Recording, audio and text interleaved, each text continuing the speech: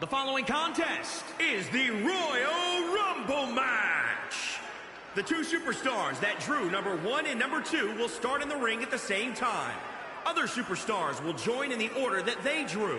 This will continue until all 30 superstars have entered the ring. Eliminations occur when a superstar is thrown over the top rope with both feet landing on the floor. The last superstar in the ring will be declared the Royal Rumble winner and go on to face the champion of their choice at WrestleMania. Here comes the Kingslayer.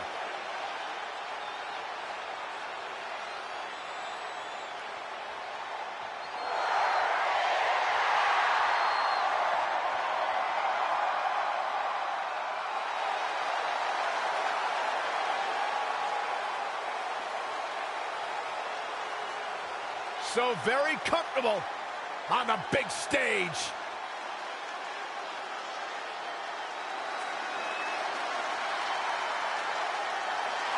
Rollins truly excels in these high-pressure situations. Introducing the participants.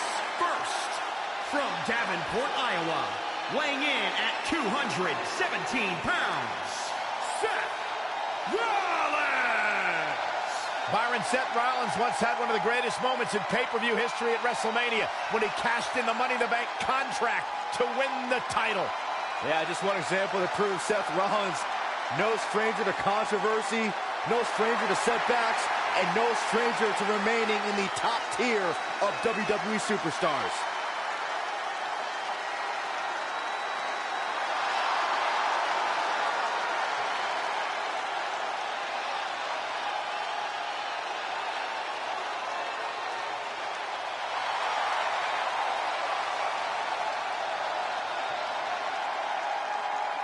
Rollins thrives and is driven by people doubting him, by people saying that he can't do something. Rollins will do it just to silence them and smile in their face.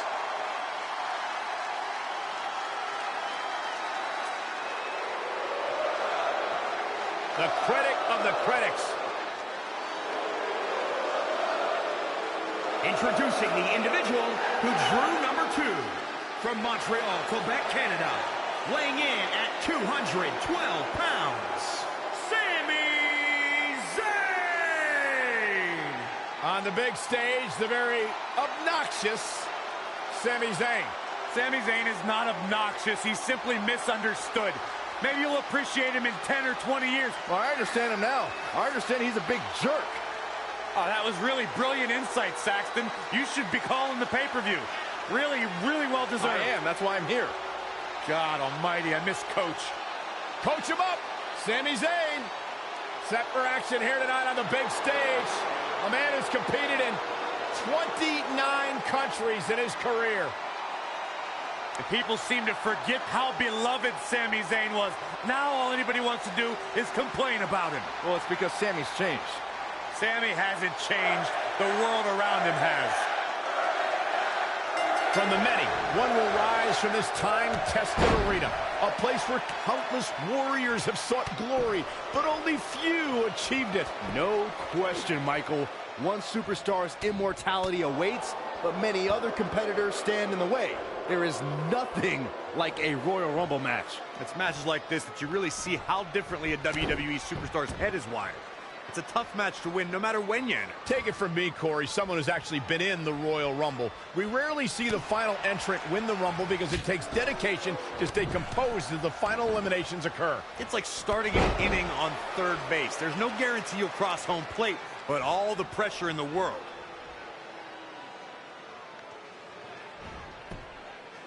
Seth Rollins made him pay with the counter there. Rollins is so smart inside that ring. Oh, heel kick. Right on point. Enziguri. Right on the mark.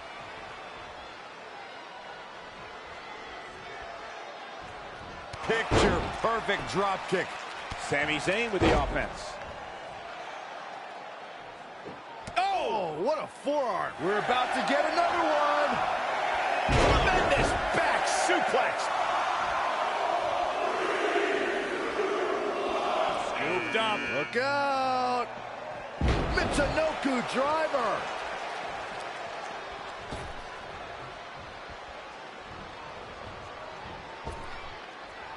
Nice right hand. Bang! Boom! And Sami Zayn reverses it. Inside the ring now. Ooh! Look at this. Snap suplex. Standing drop kick. Great ups.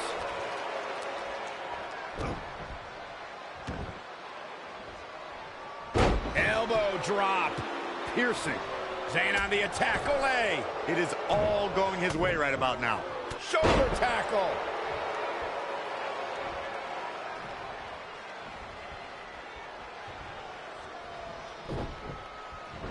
He's ducked in the corner now. Harsh impact. Knife edge chop echoing through the arena. What a scary drop. Lariat. Wow, look at this. Keith Talk about Lee getting caught has off been guard. eliminated. Holy cow, Michael, that's unbelievable. Who's it gonna be, fellas? Falcon Arrow. Now we have Sami Zayn on the attack.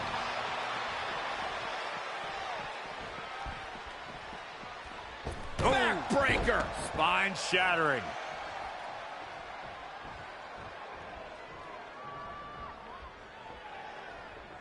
This has got trouble written all over it, guys.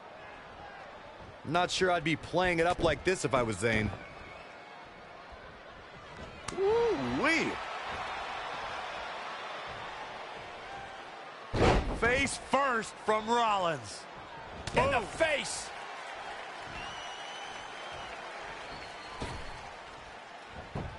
And what a reversal from Seth Rollins. Rollins, so impressive. A rolling elbow.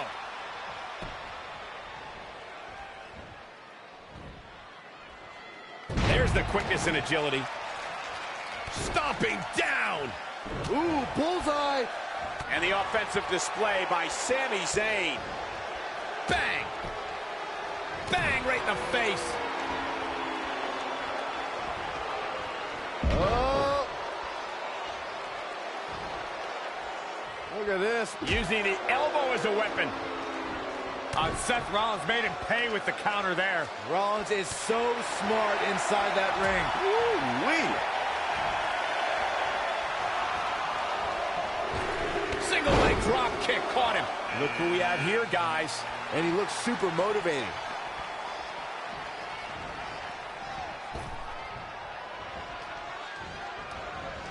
Fending off the elimination here. This is an elimination for sure, Cole. There's no use fighting it. Oh, man, Seth Rollins is under pressure now. Seth Rollins gets out of trouble, and quickly. What's going to happen here? Backbreaker. Kick right to the midsection. What a clothesline. Cesaro has been eliminated. Rollins with a schoolboy takedown. In a super kick. Hooking him up. Face buster.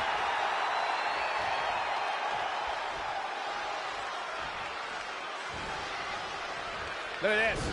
Boom. Nice. You never want to find yourself in a spot like this.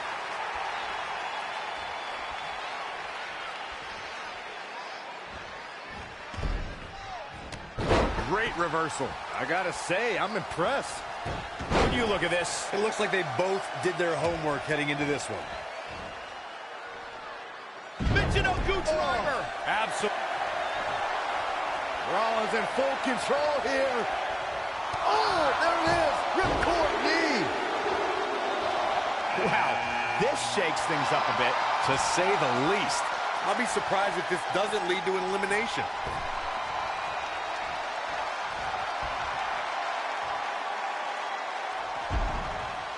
That's an elimination. Buddy Murphy has been eliminated.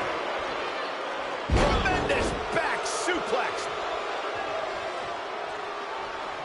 Oh, goodness. Jam your leg in a bad way. Uh-oh.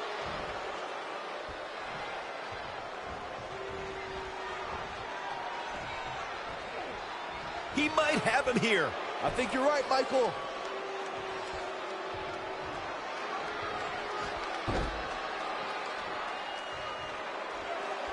Seth Rollins, ever the architect, has plans to get in his opponent's head. Looks like it's working well.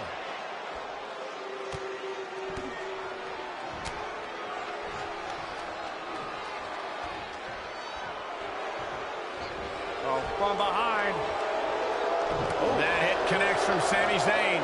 And what a reversal from Baron Corbin.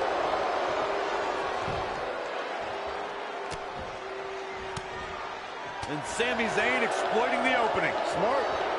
Turning it around, it's Sami Zayn with the reversal. Looking vulnerable now, guys. Look out, a possible elimination coming up. Uh-oh. Here he comes, fellas. And he looks determined as ever.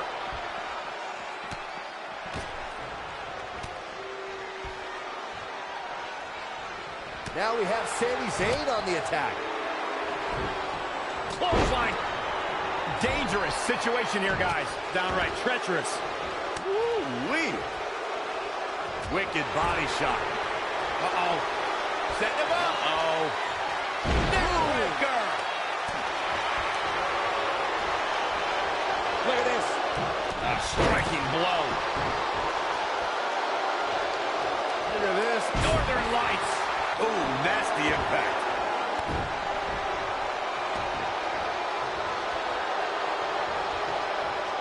Look at this. Snap suplex. Oh, clothesline. Sami Zayn has been eliminated.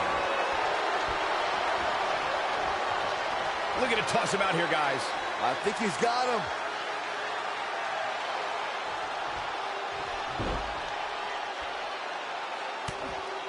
Big reversal. Double punch. Who's it gonna be? Pendulum backbreaker. Tick-tock. Now trampling the opposition. Things are about to get interesting now. You can say that again.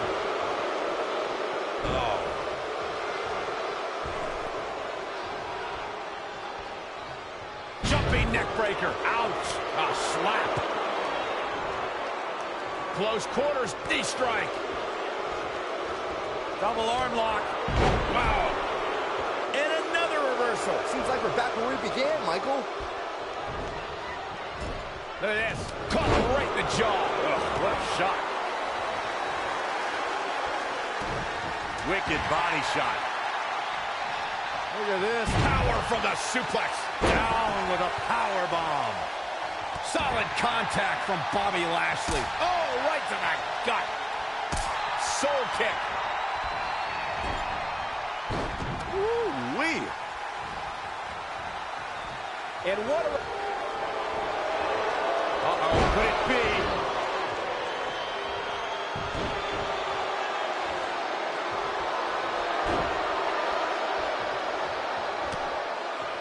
Up on the shoulders.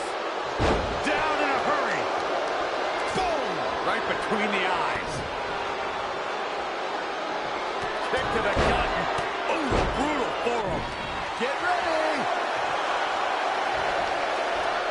Oh, look out. Oh, my God, what a slap. Disrespect. Shoulder right in the midsection. Looks like we might get an elimination, guys.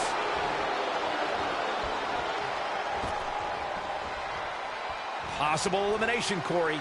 More like a definite elimination, if you ask me. Bobby Lashley able to counter beautifully. Back elbow smash, nothing fancy. Oh! Right to the back. He's climbing the turnbuckle. Will this pay off? Big elbow. Straight punch. Woo-wee.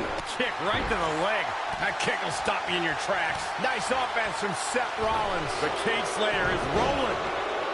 Boom, what impact. Set him up. Side Russian leg sweep. Oh, perfect form.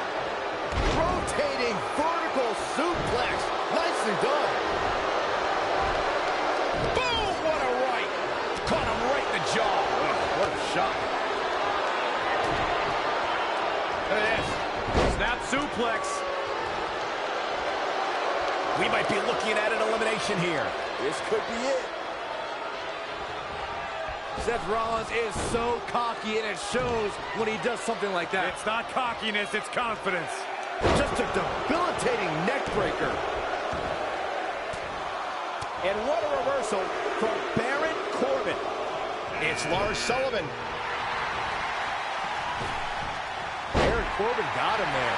There's a big reversal by Seth Rollins. How good is Seth Rollins? Bang right in the face. Caught him right in the jaw. Oh, what a shot. What does Lashley have in store? Lariat.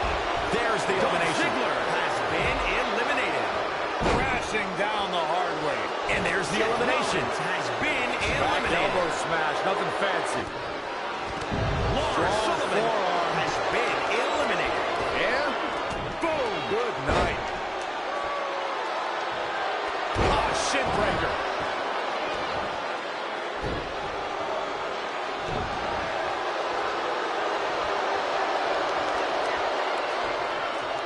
Oh, back elbow. Boom! Right between the eyes. Inverted DDT. Lights out. And drop. Long distance drop. So much damage inflicted.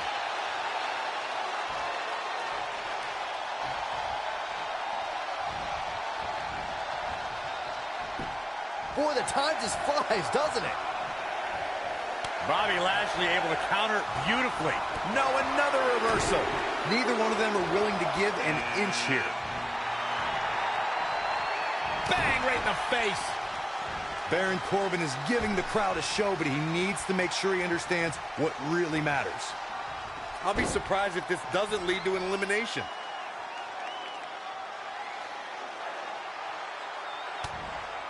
Saw that one coming.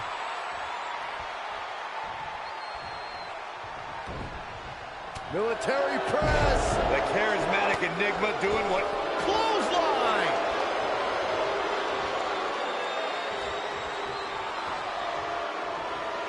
Oh no, Apollo Crews has been eliminated. Lashley just barely got out of the way.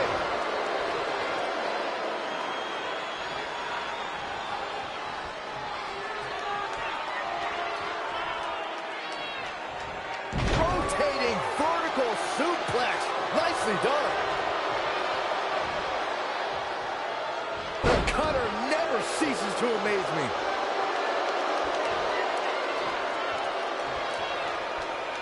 Jeff Hardy being pressed hard here.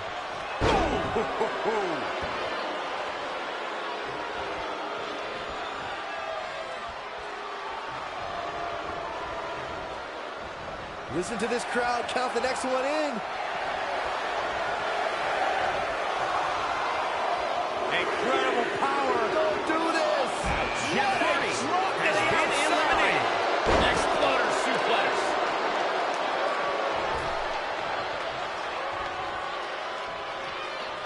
You never want to find yourself in a spot like this.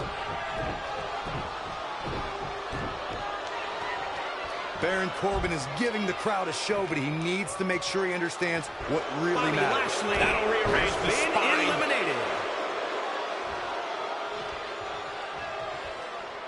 Watch out here.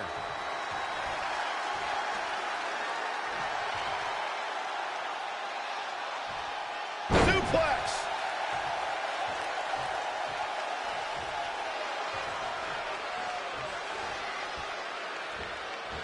And what a reversal from Baron Corbin. Incoming! Big elimination Baron right there. Corbin has been eliminated. One of my favorite things about the Royal Rumble really is the element of surprise. You just never know who's going to come out next. Here goes Braun Strowman. Just unmatched power from the monster among men.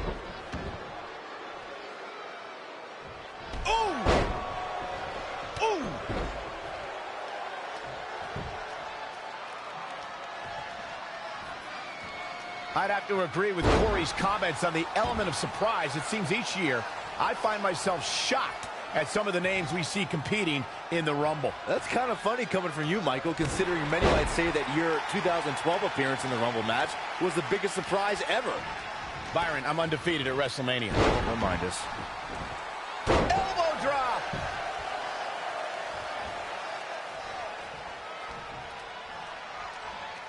Oh, the old European uppercut. Ooh, treading all over their opponent.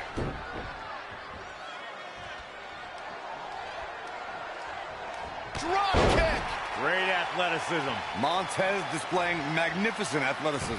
He is getting fired up here. Harsh impact.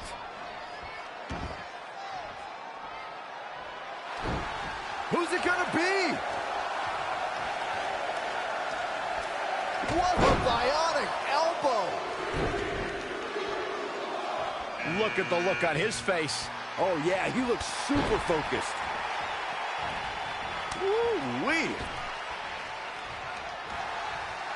Big knee. Hooked up and high angle belly to back suplex. What's coming next? Taking their time. Here we go. Inverted DDT. Spike. Right across the face. Bang! KO punch. Point of the elbow, nailed it. Not going to be easy getting vertical after that.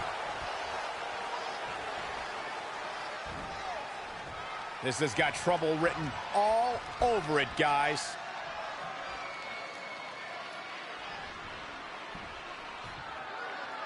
This Royal Rumble match has been nothing short of star-studded. Has been eliminated. Strowman completely dominant.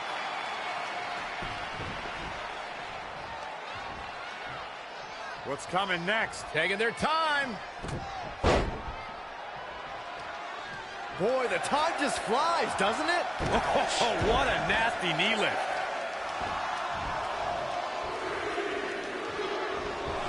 Byron, look who we have here. This changes the entire complexion of this match.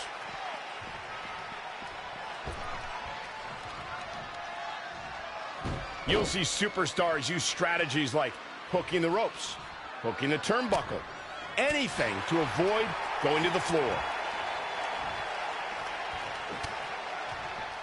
Big knee. Look at that. Braun Strowman now bleeding profusely. Braun Strowman doing a great job of turning that around.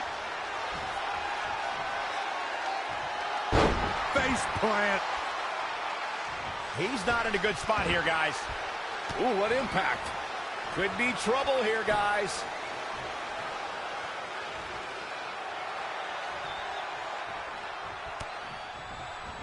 How impressive was that reversal?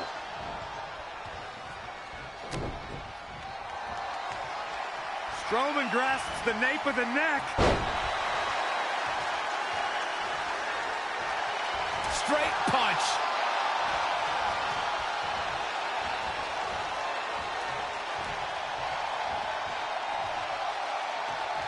Lariat.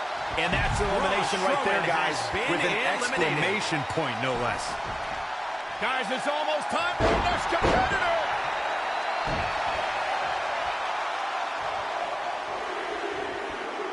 He's in control. Ooh, that's how you dominate your opponent.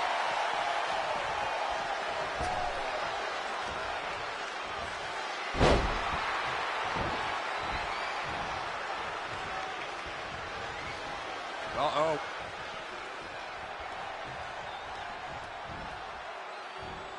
He's not looking so hot here, guys. And momentum is certainly not on his side right now. Well, this will unsettle your opponent in short order. Yeah, something's going on in his mind. And there's a big-time elimination. Ricochet has been eliminated. Caught him right in the jaw. Ugh, what a shot. What a punch. Knife edge chop going through the arena. Oh, man, right across the chest. Ali keeping steady in this match. Just producing an onslaught. That'll turn your lights out. Ali with some good timing here.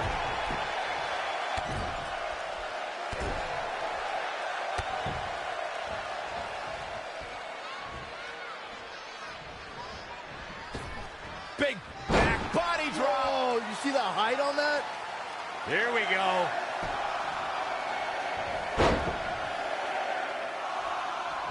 Drop kick. Oh, and you can tell he's got evil intentions on his mind. In a match like this, you have to, Michael.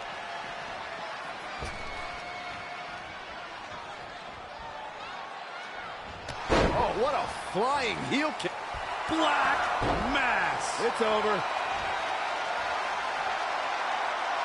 I got right to the gut.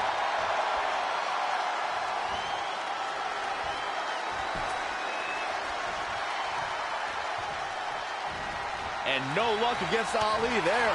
Good try. Whoa, it's another reversal. That'll hurt. DDT. Really just laying it in. Oh, Corey, he unloaded there. Over the top, maybe. There may be no fighting free from this.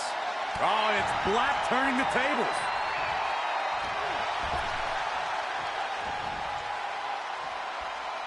Oh, wow. Frankensteiner. Nice. Neck breaker.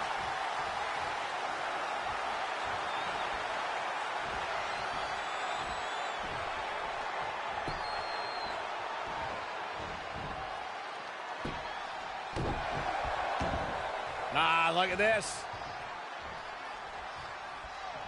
Oh, man. Spinning arm breaker. Next entrance getting ready to come out. Nice takeover by Wyatt.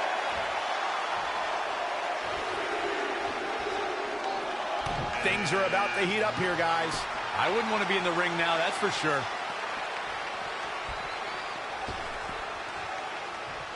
This is some great offense by Bray Wyatt.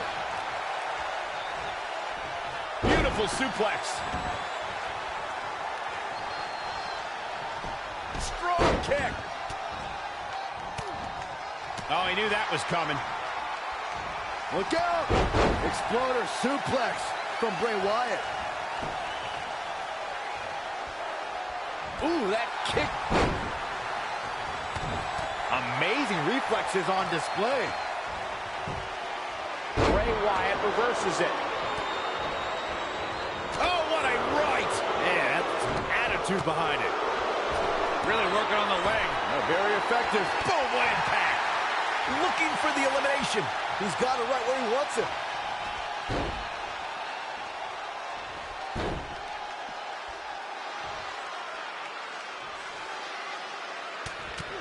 Reversal! What a counter!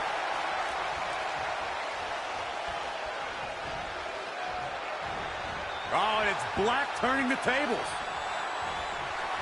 Oh, look at this wicked striking ability. We're about to get another one. Oh, man, look at this power. Great agility there. Gets him with a counter. Oh, God. That looked devastating. All the way from the top rope. Ooh! Look at this. Ooh-wee. Bray Wyatt reverses it. This has got trouble written all over it, guys.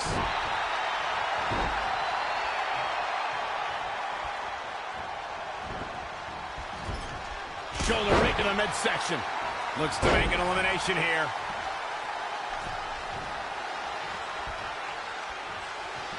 Evading possible disaster there. Teeing off. Axe handle finds its target. Strong kick. My goodness. Hurricanrana. Oh, Corey, he unloaded there. Big elbow. Could very well get dumped out here. Trying for the elimination now. Gonna have to try a little harder than this. DDT! Spike them.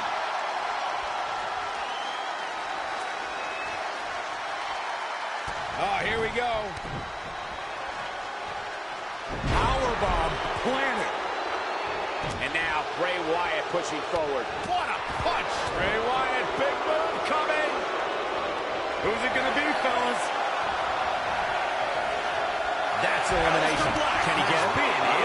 It's not going to be easy. This guy has what it takes to make major impact here. Yeah, you have to expect him to make some noise here tonight. He's in full control now. Oh, wow. Frankensteiner. Nice.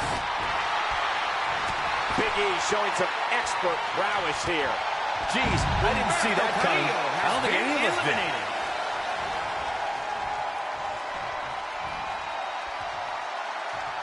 Oh, what a clothesline. Ladies and gentlemen, Big E with an unmatched strength. been Watch out, eliminated. E-Train might be pulling into the station. Bray Wyatt reverses it. Loving blow. What a knockout punch. Oh, man. And now Bray Wyatt pushing forward. Oh, Corey, he unloaded there. Knee drop. That was nasty. So precise.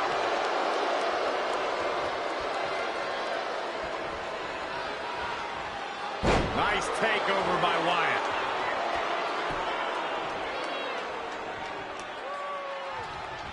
Elbow smash. I'll be surprised if this doesn't lead to an elimination.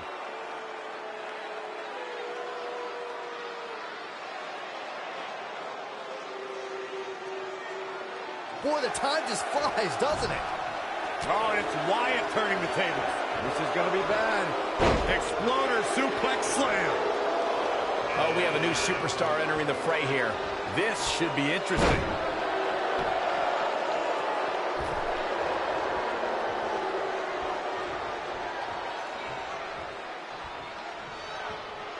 I'll be surprised if this doesn't lead to an elimination. Huge elimination right there. Has been eliminated. Back suplex. Very nice. Forearm right across the back of the neck. Caught off guard. Belly to belly suplex.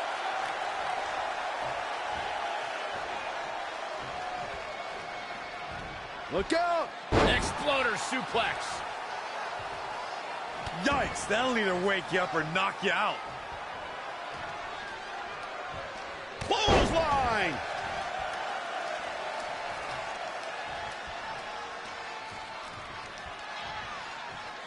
Right to the gut. You never want to find yourself in a spot like this.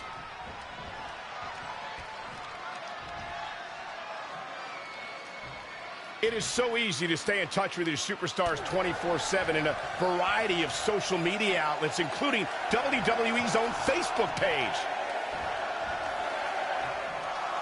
Ooh, tossed with the suplex. Oh, and he can definitely make a difference here, guys. Without a doubt. Backbreaker. Backbreaker. Now trampling the opposition. Oh, ooh, what a knee lift. Ooh-wee. Straight punch. From behind. Big time neck breaker.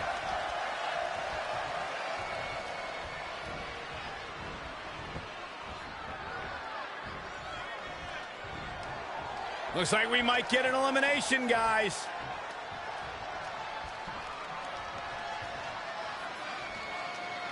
There is so much on the line in this one. And like they say, on any given night, anything can happen here in WWE.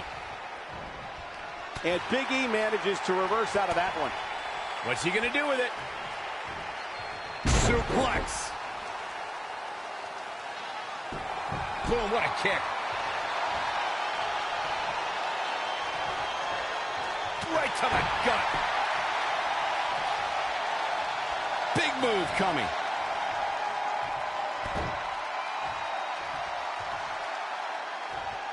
Jarring impact. Who's it going to be, fellas? Downward spiral. See ya. This adds a whole new dimension to this match, guys. You're absolutely right, Cole.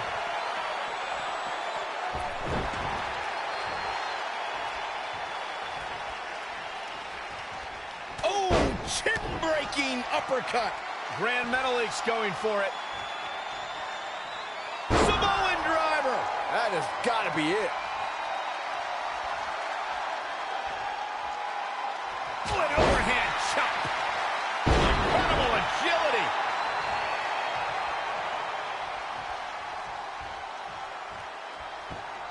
Knife edge chop.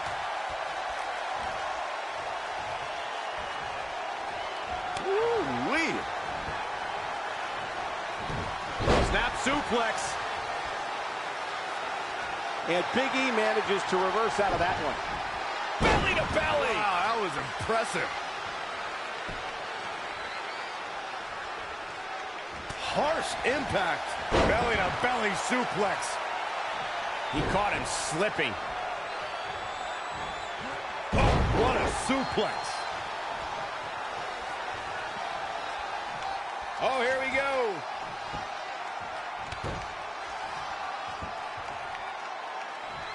Well, that'll do some serious damage. Has his opponent up. This is about to be over because here comes the big ending. Corey, what do you think of his chances here tonight? I definitely have him on my short list of favorites. Lost in the corner right now. A nice shot by Big E. Man, that's going to hurt. This might just be an elimination, guys. Not going to be easy, though.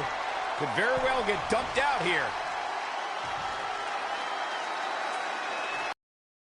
Now it's Grand Metalik making him pay. Oh, and a knee. And another. There's the elimination, Cedric Byron. Alexander That was has been amazing. eliminated.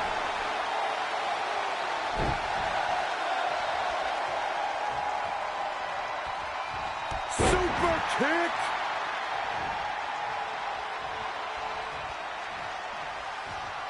Big E with the excellent move to get out.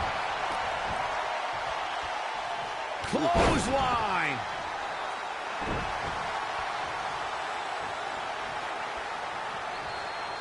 He's in big trouble.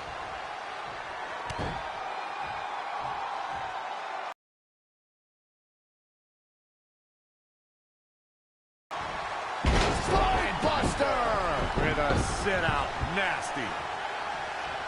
forearm right across the back of the neck. The strength of Big E on display. Training, strategizing, and execution is all coming together right now. What a shot. That'll fillet your chest. Ooh, right to the throat. Big E making a statement as we speak. There he goes, crashing to Drew the Gulak floor. has been eliminated. Backbreaker. Time backbreaker. Oh, from behind. Oh, wow. Frankensteiner. Nice. This is not where you want to be.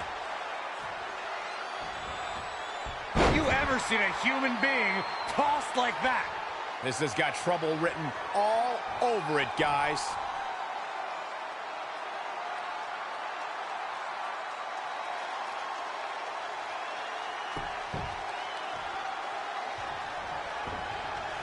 Ha! Now it's Grand Metalik making him pay. He has something big planned. Suplex.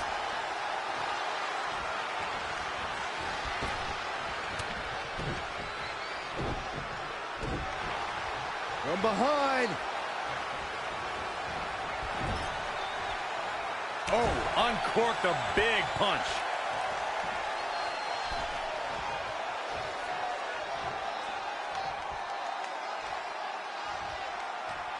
Get ready. Ooh, impressive counter.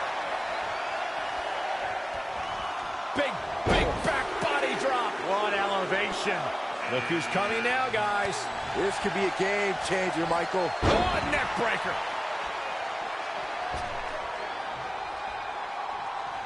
Oh, stomping away. Power bomb.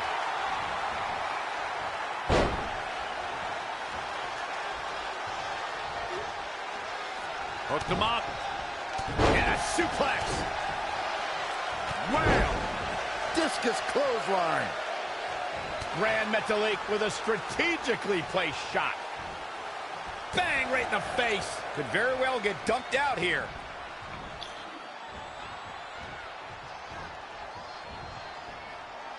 We might be looking at an elimination here. This could be it. Saw what he had in mind there. He's one step ahead there. Great technical know-how on display. Kick to the gut. Cranked around into a neck breaker.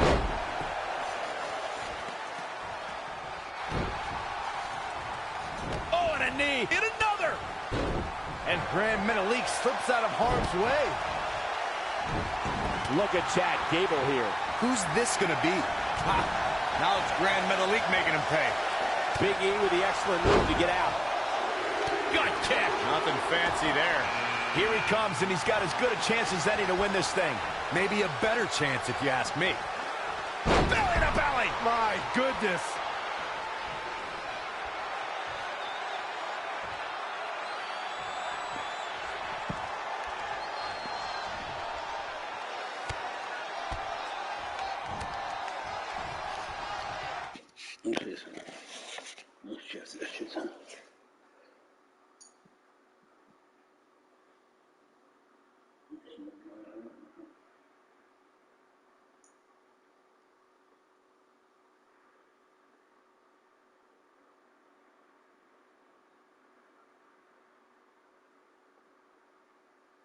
Fixing cross blocks to take advantage of Page's quickness, negative influence traps to get outside Eller and Marshall, and misdirection. Miami swept 62 yards in 10 plays.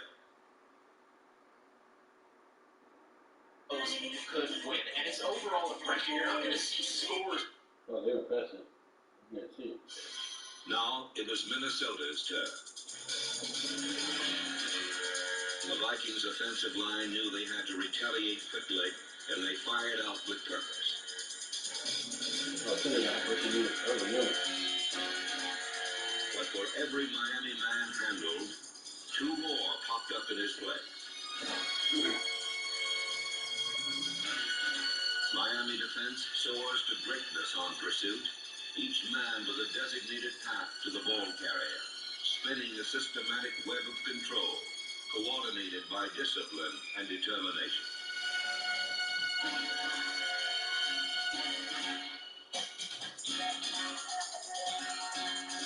The many-headed monster of Miami pursuit was especially frustrating to Rookie of the Year Chuck Foreman, number 44.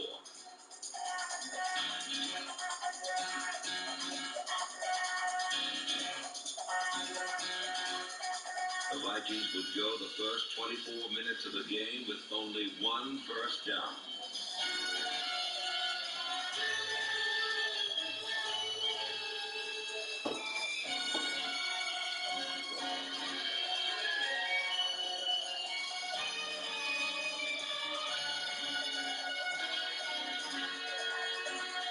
Miami buried Minnesota with pursuit and then turned the ball over to Bob Griese.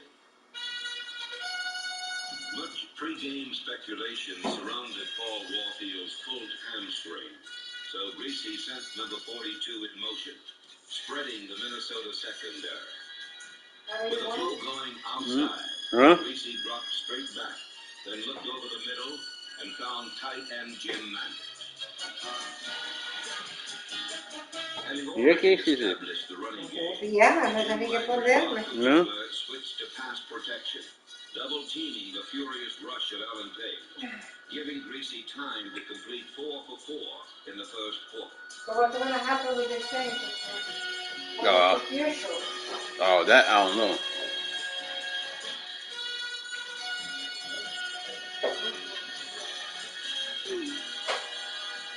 The fourth completion went to Marlon Briscoe inside the 5. Yeah, Jim King replaced Mercury Morris oh, they make and official. performed his specialty.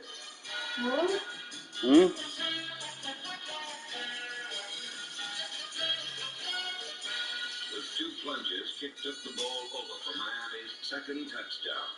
After 1 quarter of domination, the die had been hammered deep, and the Dolphins were in complete control, 14-0. Stay tuned for more film session. The DQ Chicken Strip Basket, now with house-made Hidden Valley Ranch, is a ranch dream come true.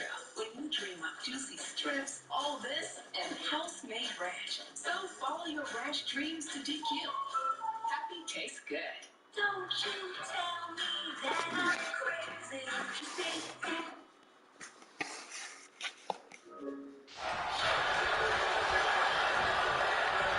I'll be surprised if this doesn't lead to elimination. Using the elbow as a weapon.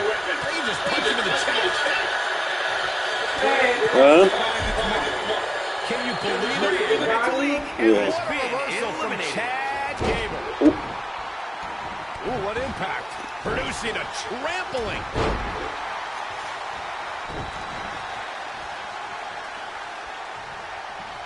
Short clothesline hits its mark. And the instinct from Gable on display. So quick. Oh, Ooh, what a knee lift. Somebody better check his nose.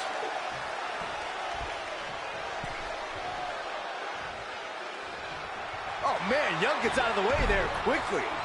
now it's Young on the offensive. Nice calf kick, great elevation. Straight punch.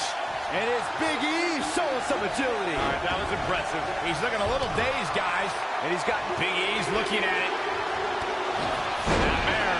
Eric Young has been eliminated. Oh, and the rolling neck snap.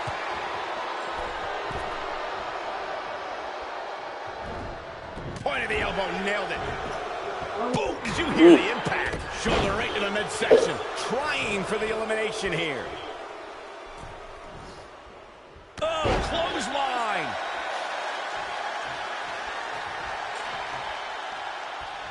Oh, yeah, here's AJ Styles. Momentum shift with a phenomenal one.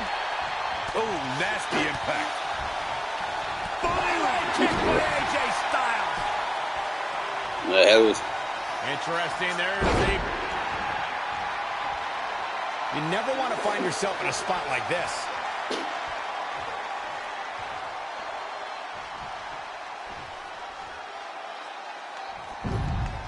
There's the elimination, Corey. What took him so long? Oh, Corey, he unloaded there. Uh-oh, he's got him set up here. Look for the suplex. No.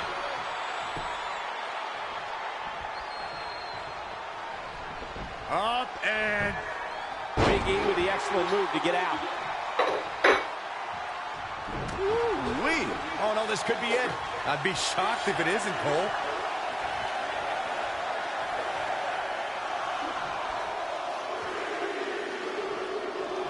And here's Kevin Owens.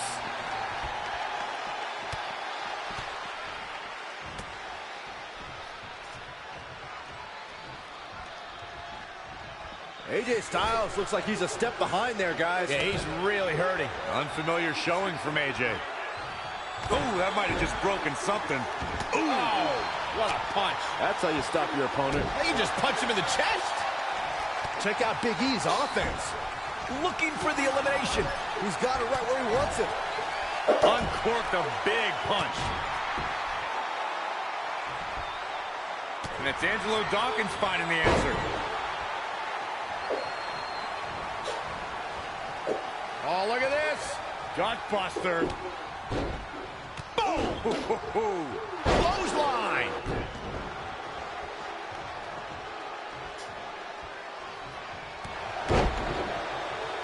I think we're going to see it, gentlemen.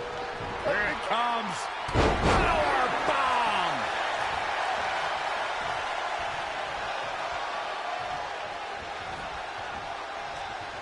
Lariat. Oh, no.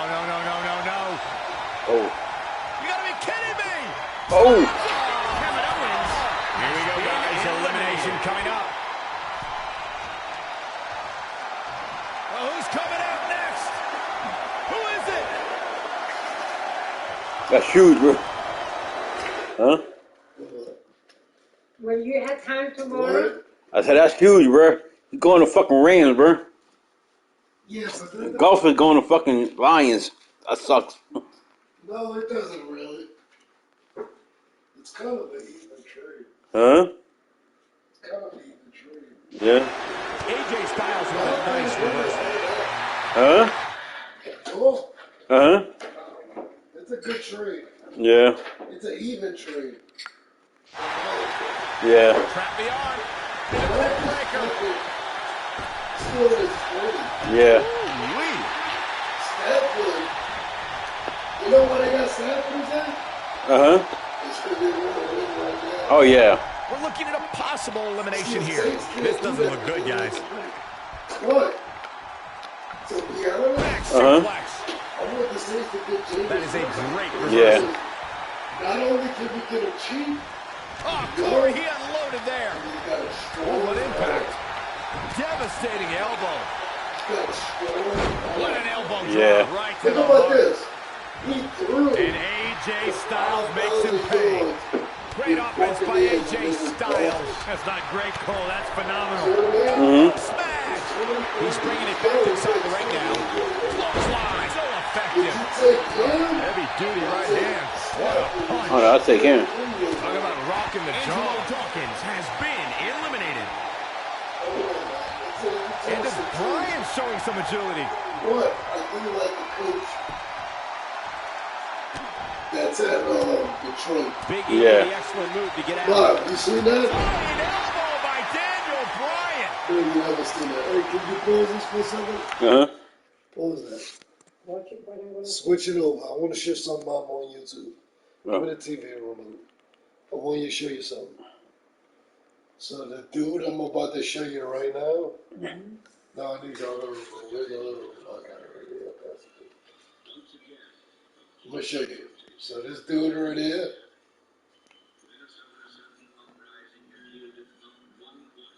He's been with the he used to play for the Saints. Oh, yeah? He used to be a tight end. He played for the Saints. Excuse me, I'm sorry. He retired with the Saints. He went and coached the 1 year, and then he went to Miami, and then he was interim coach over there, and then he went back to New Orleans. Now, he's a tight ends coach. Now, listen to me. Watch when you see this. This dude right here is a fucking,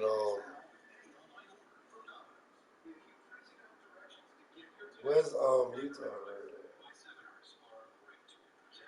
You got our dude? You don't even use this, huh? Mm-hmm. You probably got Apple TV and don't even know it. Nah, recharge. Is that from Samsung?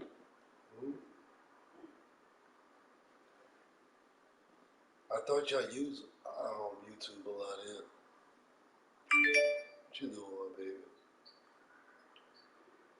Hold this. No, hold it. I didn't say put it down. I said hold My it. hands it gets cold now. I don't give a damn. But I do. I don't. I don't know about your hand. I know I'm tired, baby. Sign in on your TV. Sign in. Jose, which one? Sign in with your phone? Should I sign in with Mama's phone or your phone? Your phone. Who uses this the most? You? Mm-hmm. All right, bam. Sign in real quick. Where's that? Right. You got it? Yeah, as soon as you checked it.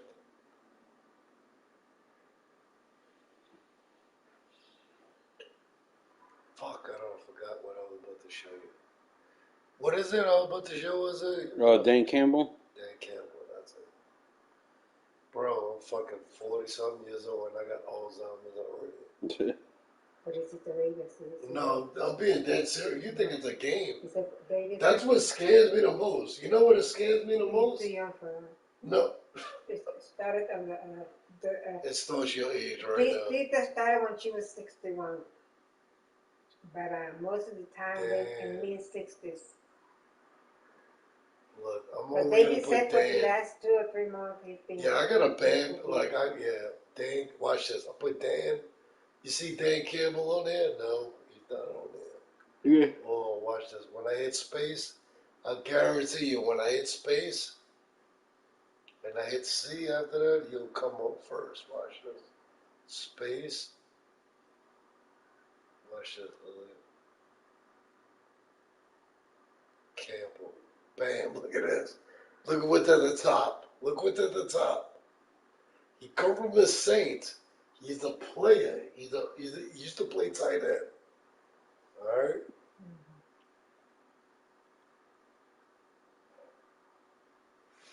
I think we're going to go with this one. This is probably the best I wanted this.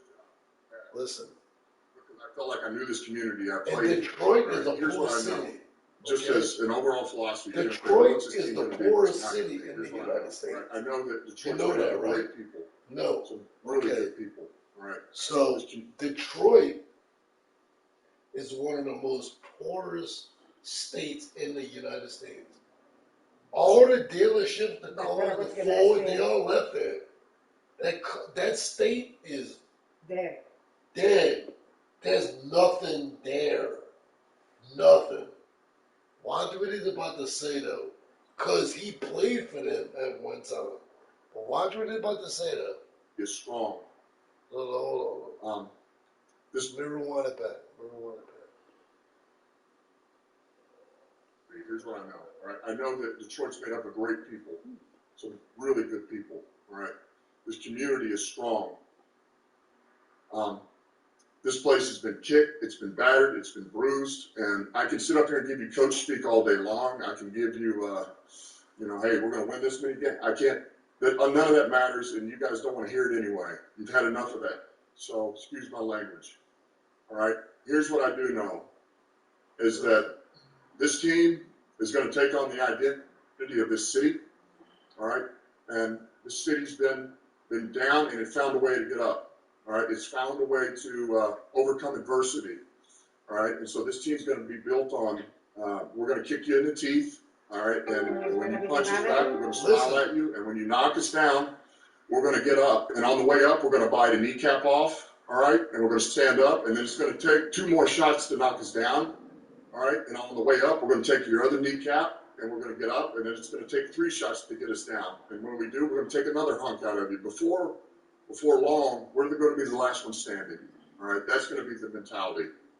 All right, and we're going to learn that any loss that we take, we're going to make sure we feel the full pain of it and not go numb to it and learn from it and not to want to taste it again.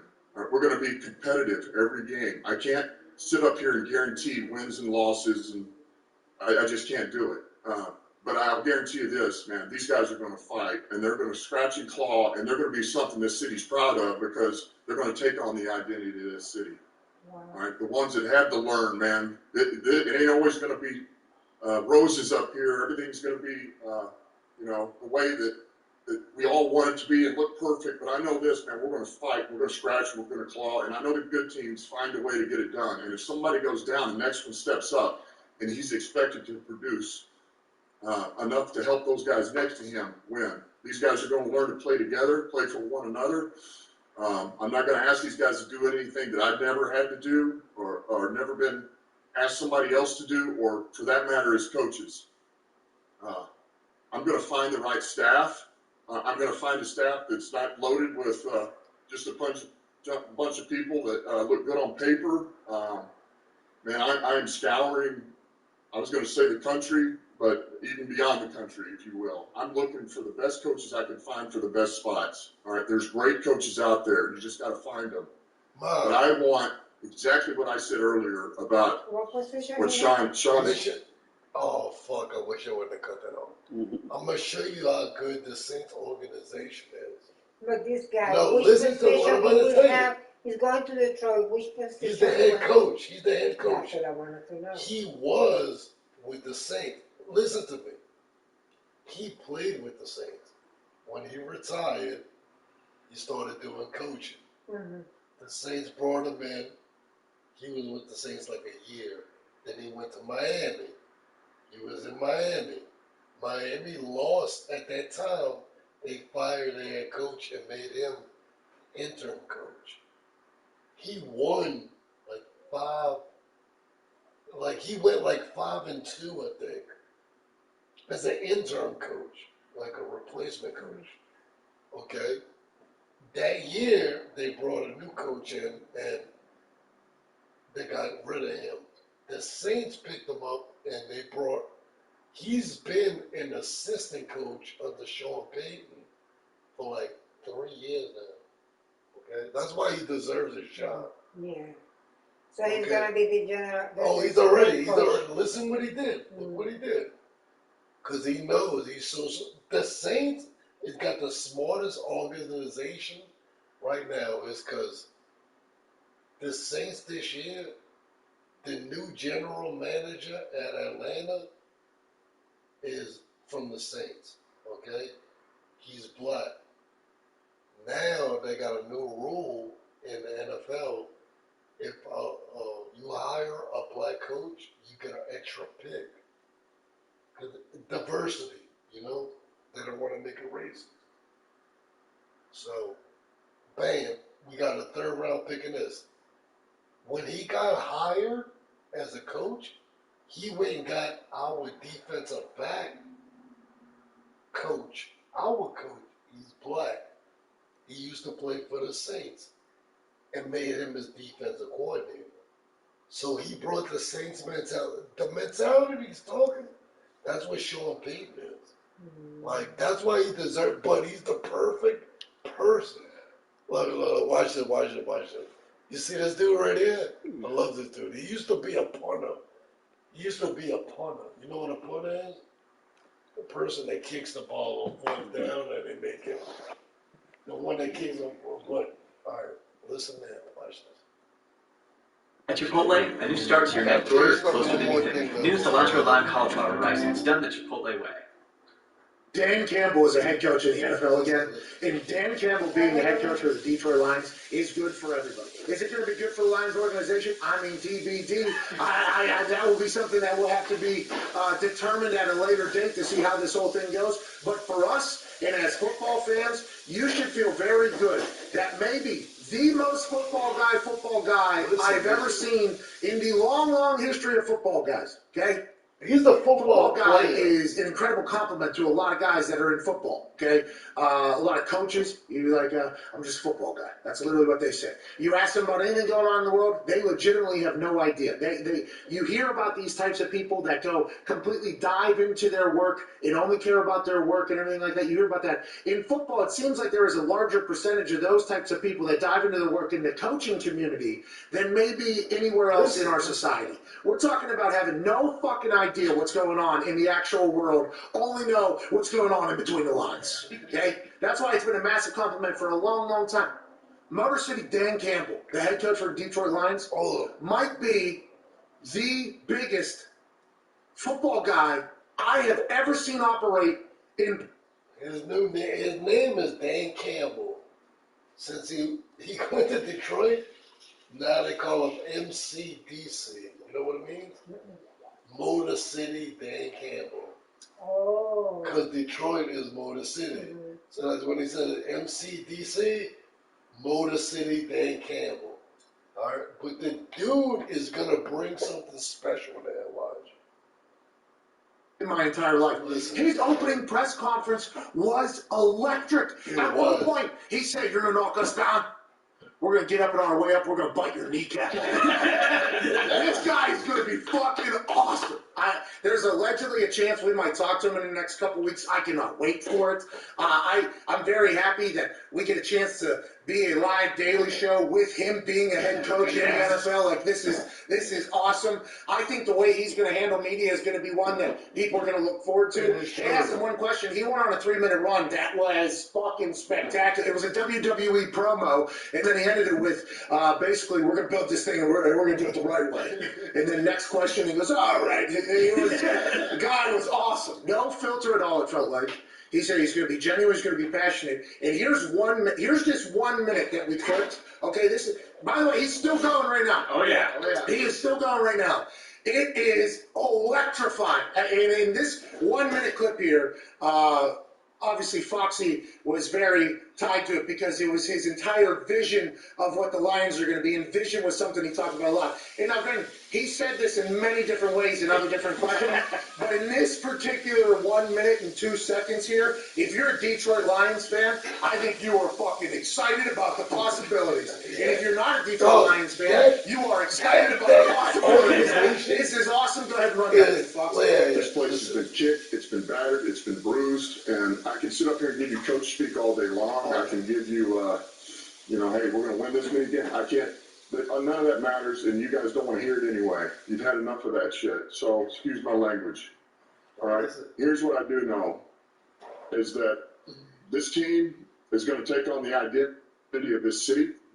All right, and the city's been down, and it found a way to get up. All right, it's found a way to overcome adversity. All right, and so this team's going to be built on. We're going to kick you in the teeth. All right, and when you punch us back, we're going to smile at you. And when you knock us down, we're going to get up. And on the way up, we're going to bite a kneecap off. All right, and we're going to stand up. And then it's going to take 2 more shots to knock us down. All right, and on the way up, we're going to take your other kneecap, and we're going to get up, and then it's going to take 3 shots to get us down. And when we do, we're going to take another hunk out of you. Before long, we're going to be the last one standing. All right, that's going to be the mentality. I mean, who's going to beat that team? I'll tell you what, no other team in the NFL is ready to bite off fucking patellas, dude. No. 2 patellas getting gouged out of the knees. I dislocated my kneecap. It hurt so bad. Could you imagine someone bites that motherfucker off? That's the type of attitude that city needs, though. MCDC is bringing to Detroit. Wow. They've never been to the Detroit Super Bowl. City being led by. Dude, it's the poorest city. Like, they shouldn't even have an NFL team. Maybe the best thing to happen to the NFL in a long, long time. Look, and When it's I had true. Foxy, Yes. the Detroit Lions, you've said this, if we're going to stink, at least let us have an entertaining head coach. Yep. And I'll tell you what, one press conference almost done at this point. We're batting 1,000 up. This guy is awesome. The Lions, they drafted Barry Sanders, all right? They drafted Calvin Johnson, all right? They drafted Matthew Stafford, Who's right? gone, by the way. Hiring Motor City Dan Campbell is the greatest thing the Detroit Lions have ever done. Oh, jeez. Ever. This is awesome. All right. But now I can understand what you're saying because now Barry Sanders, just I'm sure great guy. But there's one thing I want to show you. I'm going to watch with you. Hold this. Because I got it on my phone. So I got to show you. I'm going to watch it with you, dude. Is it 1 hour? Huh?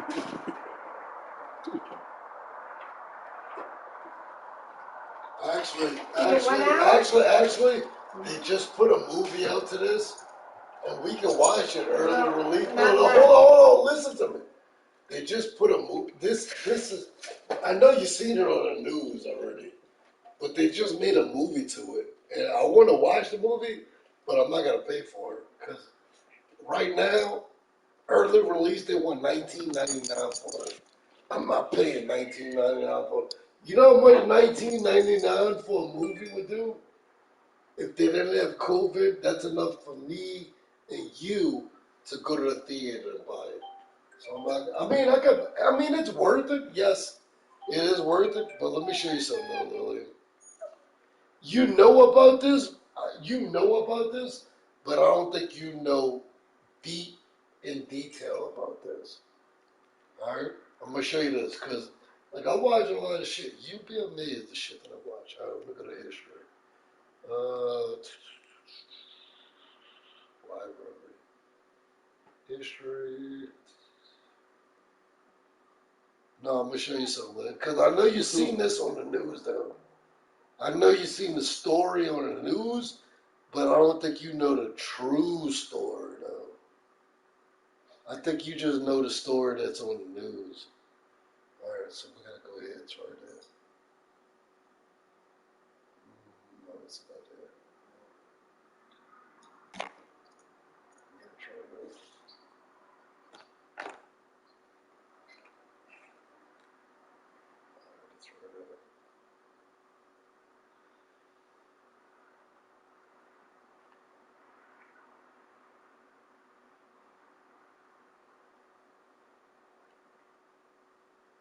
I'm gonna watch this with you.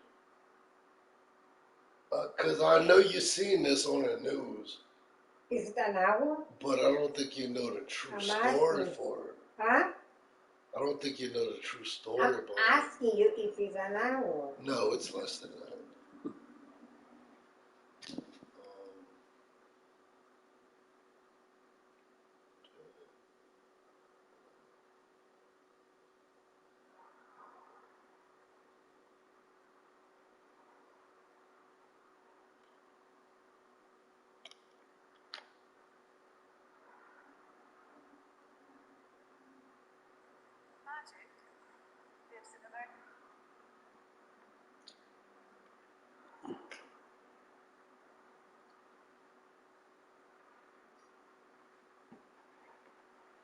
Once I put, look, I ain't even gotta go further. I'm gonna show you how smart this is.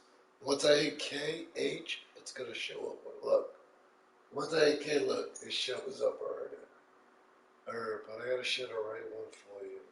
Oh yeah, that's a journalist from Yeah, but you don't know the, like, I'm gonna show you the good one now. It's this one, it's the Al Jazeera English. This one right there, bam. This one right there. Yep, this one right there. This is the one you gotta watch. It's fucking crazy. This right here is gonna fuck your head up. It's fucking insane. Like, you know what that network is. The silence. Listen, watch this, mama. This. In October 2018, the eyes of the world were fixed on the dramatic events in Turkey's biggest city, Istanbul. The Saudi journalist working in the US for the Washington Post, Jamal Khashoggi, walked into his country's consulate in Istanbul, but was never seen again. I think we watched the wrong one. All the evidence points to his murder and suggests his body was first dismembered and then disposed of. This horrific story has since been well documented, but there are still bits missing, and serious questions remain unanswered as to what happened. This is the wrong one. That's the wrong one. I didn't get the right one. Because I know which one for that.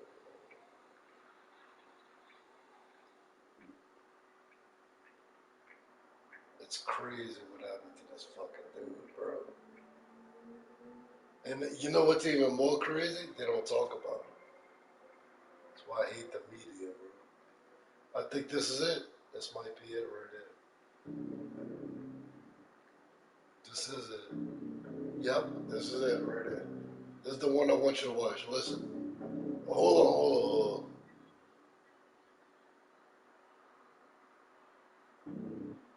Alright, so listen. The closed caption you're about to read is the real audio. So this story is gonna break it down what really happened. The Turkish intelligence already had bugs plant in the embassy already. Like, this is some real. They don't talk about it though. The media ain't gonna talk about it. Watch this. This one right here is 100% proof. I think this is the one we're gonna watch. Watch. Listen.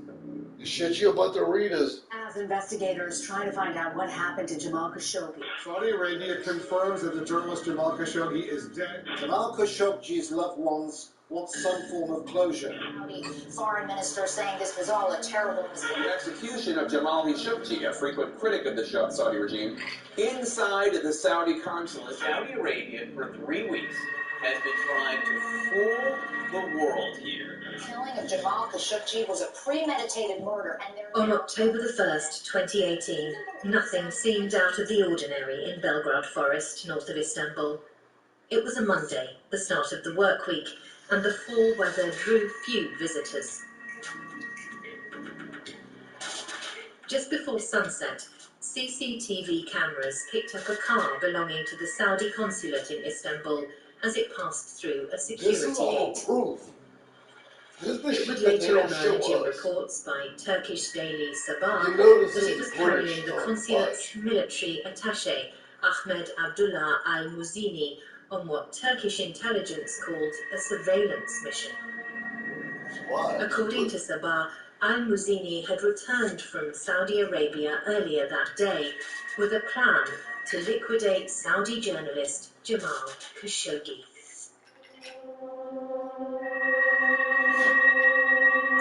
Watch, listen, Mom. Watch, just listen.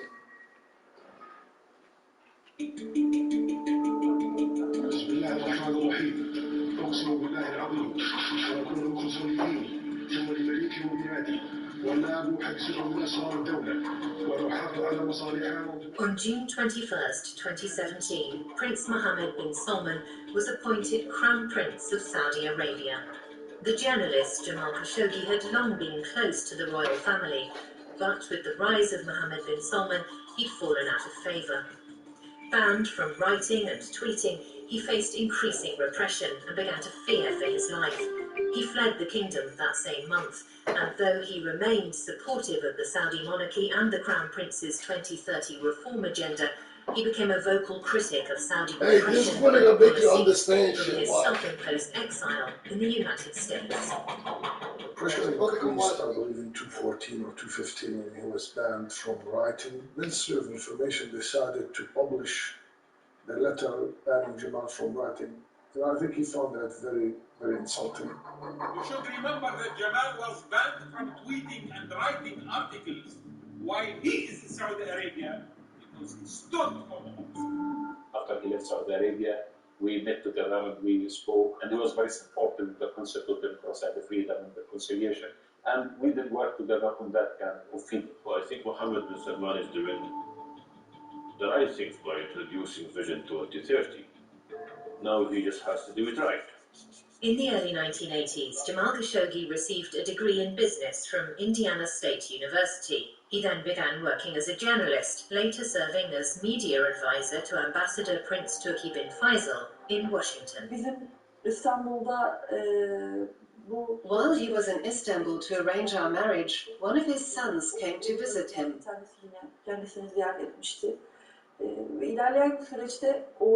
He wanted to live in Istanbul, to be near his family.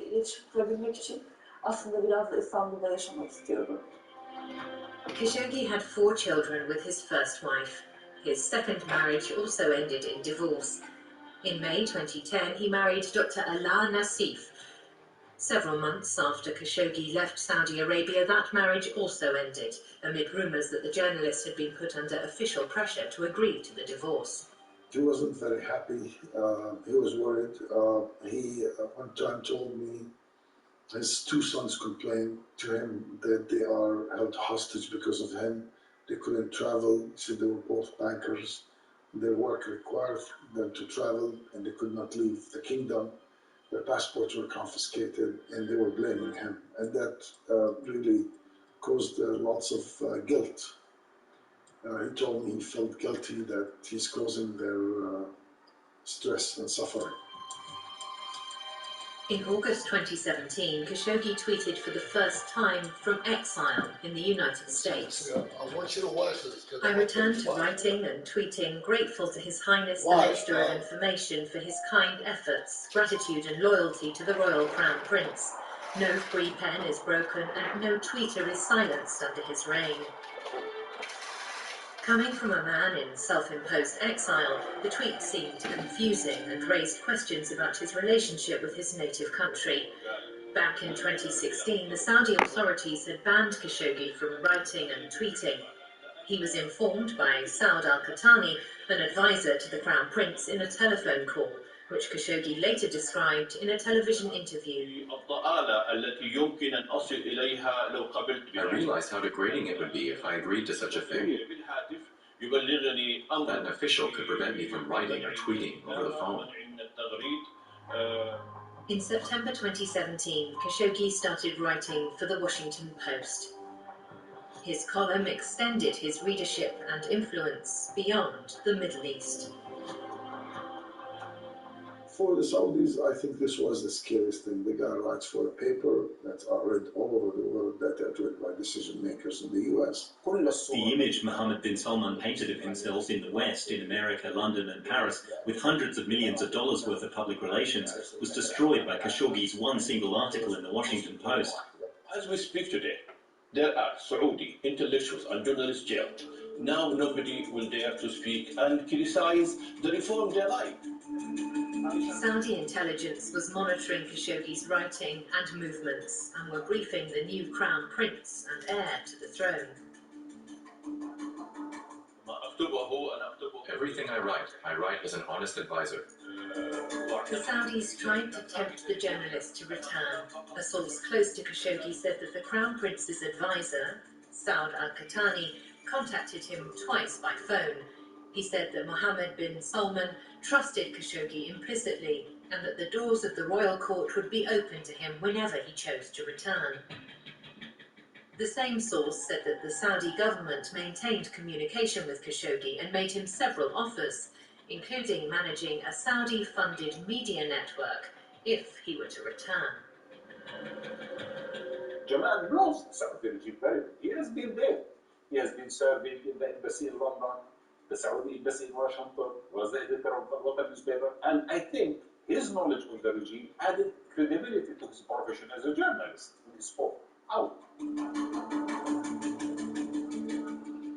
Khashoggi continued his criticism of the Crown Prince in the Washington Post. Jamal spoke to me 2 days before his murder that he is working with friends to establish a foundation for democracy in the Arab world, promoting the culture of democracy amongst the youth people, and also creating some form of societal reconciliation. Khashoggi's efforts included supporting the project Electronic Bees with Canadian-based Saudi activist Omar Abdulaziz, who was seeking to counter the Saudi government's online harassment of critics of the regime. During May and July 2018, many activists noticed that there was an organized attempt to attack them online, specifically on social media. Khashoggi was a key target, so I studied how those electronic attacks worked.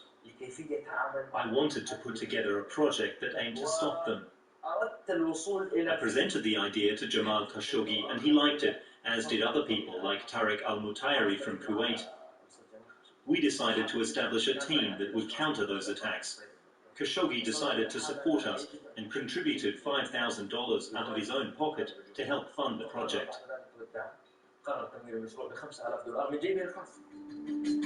In Istanbul, we spoke with a political scientist about another major project that Khashoggi launched from the Turkish city via a number of media platforms.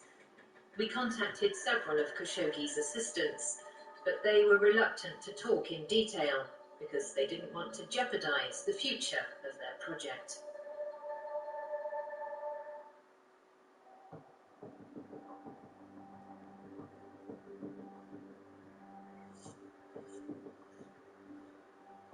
Meanwhile, back in the Saudi capital of Riyadh, a small cell was formed to decide what to do about Khashoggi. They weighed up different options. As new information became available, they formulated a course of action.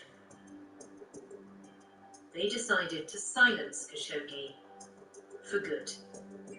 Are you serious? Mom, In September, I just got breaking news. Khashoggi left the Huh? United States for what You know would be Trump, the last the attorney that Trump hired? Turkish Airlines flight TK8 from Washington, arriving at Istanbul's Ataturk Yeah, you- Airport just before Let's sunset see. on You September gotta use that one. 10th. He planned to stay until the Is it? 17th of October to finalise his wedding arrangements. Oh. Huh? What happened? No, closer because I want to watch it. Huh? Mm-hmm. Hmm? You want Me- from North Carolina or somewhere? Hmm? Yeah, you remember he hired 5 attorneys? Huh? Guess what? They quit. 2 weeks before the fucking Are you serious? impeachment, bro. All of them? Yeah, say right here. Power attorneys on Trump's team leave less than 2 weeks before the trial. That something's going on. Hmm? They must pay these people. Huh? They must That don't look good, man. Cause fucking how Trump's got That's what they did. The Democrats threat his lawyers with their family and something else. Hatice Cengiz Scared him. Khashoggi when she And do it right before that to kneel Trump, so he will So now he will have no opportunity to defend he's gonna have to look for fucking. Jamal Khashoggi proposed, Oh my God, bro. and she accepted. Daddy, because what a coincidence! All of them at the same time. Yeah. No. Nobody will believe that story. That he bought, the furniture that he is going to put in the flat, and the fact that he's going to get I joked with him and they said, "You have 15 years than I have seen you before, because you have a new love story." And he laughed, and then he said, "You know, we need that, so we make a video struggle for the new generation." And I felt, for now, just secure in his environment, his personal life. The guy Butcher Bauer? Who? Butcher Bauer?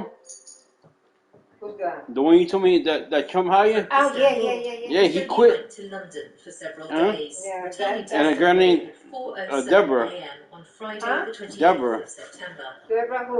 At 9:24 that Huh? evening, the couple went to the municipal office Then you had Josh in the Howard, district North Carolina. formalities. Yeah. And then you had the two prosecutors, two ex-prosecutors that he hired, bro. We went to the municipal office together to get information All about the that was marriage process Pelosi and all of and find out the what Schumer, documents the we state. needed.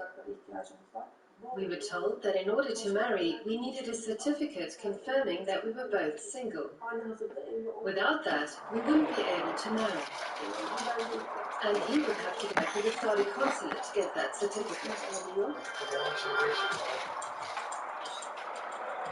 Jamal Khashoggi and Hatice Cengiz took a taxi to the Saudi consulate. He left his phone with me before going in. I wasn't allowed to go in. Only people who had to obtain paperwork were permitted to enter. He stayed inside for about an hour. I was relieved. We were both relieved when he came out of the consulate. He said that they had treated him well. During his 90-minute visit at the consulate, Khashoggi was told his documents would be ready within the next few days. That same evening, he returned to London. He had spent less than a day in Istanbul.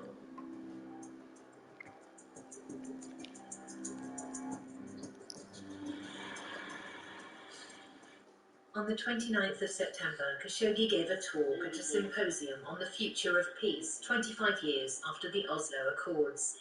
He posted 2 tweets about the event, and then what would be his last tweet.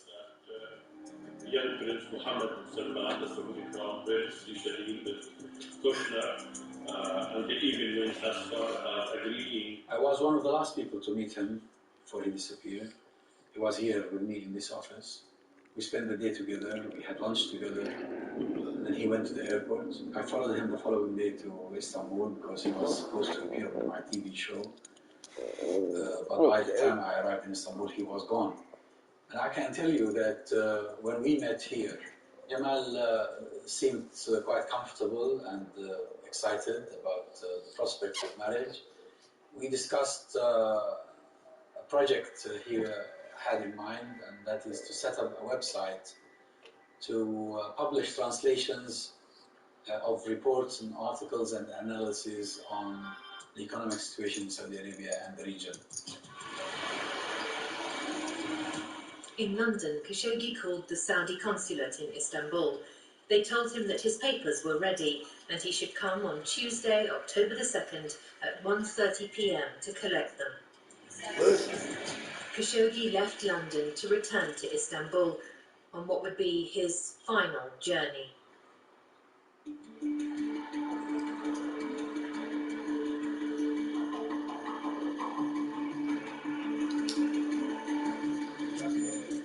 On this visit, Khashoggi did not stay in an Istanbul hotel, but in the apartment he had bought for himself and Hatice to live after the wedding. Hatice had been busy moving furniture and supplies to the apartment. Only a few items remained, which Khashoggi planned to buy after his return from the consulate.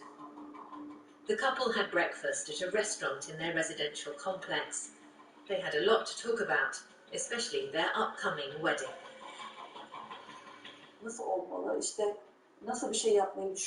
We discussed the wedding date and all the details. How to organize it and who to invite. I asked him if someone would go with him to the consulate, and he said he would go alone or with a friend. So I told him I would go with him and skip my university seminar.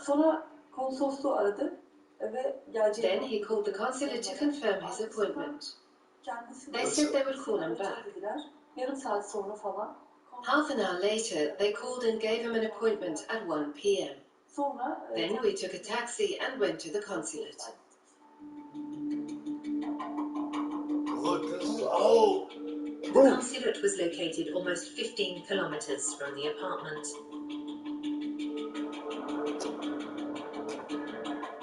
Meanwhile, in the early hours of that same morning, the planes carrying the team of assassins had arrived in Istanbul. 3 members of Mohammed bin Salman's Special Protection Unit came on a commercial flight from Cairo. 2 private jets coming from Riyadh landed an hour apart on a private runway. The first plane, with the tail registration HZSK1, landed at 3:30 a.m., carrying the head of the assassination team, Maher al-Mutrib, and 8 other men, including 2 of the key players. The team checked into 2 hotels near the Saudi consulate. Surveillance cameras in both hotels showed the men leaving at 9:40 and 10:15 a.m. Surveillance cameras at the consulate monitored their arrival. Turkish authorities, let's say, leaked all the recordings that 2 planes came from Saudi Arabia to the international airport of Atatürk, and 15 men checked in a hotel in Istanbul, and before Khashoggi arrived to the consulate, they entered to the consulate with a car with a tilted window that you cannot see inside. The fact that that team arrived in Turkey, the circumstances of what they actually did, the timing is concerned, and also the composition of those people in terms of their forensic expertise, their ranking. One at least is alleged to be a very senior ranking intelligence officer, and the fact that it's also claimed that at least 7 of that team are extremely close in terms of the security inner circle of the Crown Prince himself. All of this is very strong circumstantial evidence. It all suggests that not only were these people implicated in the whatever has happened, it also suggests that what the intention actually was. At 1:14 p.m., surveillance cameras showed Jamal Khashoggi entering the consulate. He gave Hatice his mobile phone and left her waiting for him outside. At 4 in the afternoon, Khashoggi had still not emerged. Hatice Cengiz contacted Yashin Aktay and Turan Kuşlakçı. At 3:30 p.m., I started asking myself why Jamal hadn't come out. I got up and started walking around. I was checking the cars coming out of the consulate and trying to understand what was happening. I never thought that anything bad would happen or that anything like that could happen.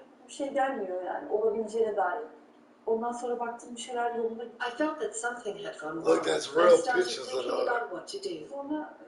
I That's went real to the pictures entrance of it, and too. said that I was waiting for Jamal, who hadn't come out yet. The officers said that there was no one inside. Everyone had left. I asked myself what I should do. I found the consulate's phone number and called them. I said I was Jamal's fiance and I was waiting at the entrance, but that he had gone inside and not come out. The officer hung up the phone and came to the door. He said, "There's no one inside. There's no point waiting." My legs started trembling and I thought about calling Mr. Yassin. Benim ayağım titremeye başladı ve aklıma Yasemin'e geldi tabii ki ilk olarak. She said she was Jamal Khashoggi's fiance. So I asked what had happened. She said Jamal had entered the consulate 5 hours earlier and still hadn't come out. That's when I knew there was a serious problem. That's the point. I wasn't aware of how dangerous it might be for Khashoggi to go into the consulate. I told Hatice to wait until I made some calls. I called the Chief of General Intelligence, Hakan Fidan. Then I called the President's office, and I told some of Jamal's friends about what had happened. After about 3.5 hours of work on the part of the intelligence agency, it became clear that Jamal Khashoggi had disappeared.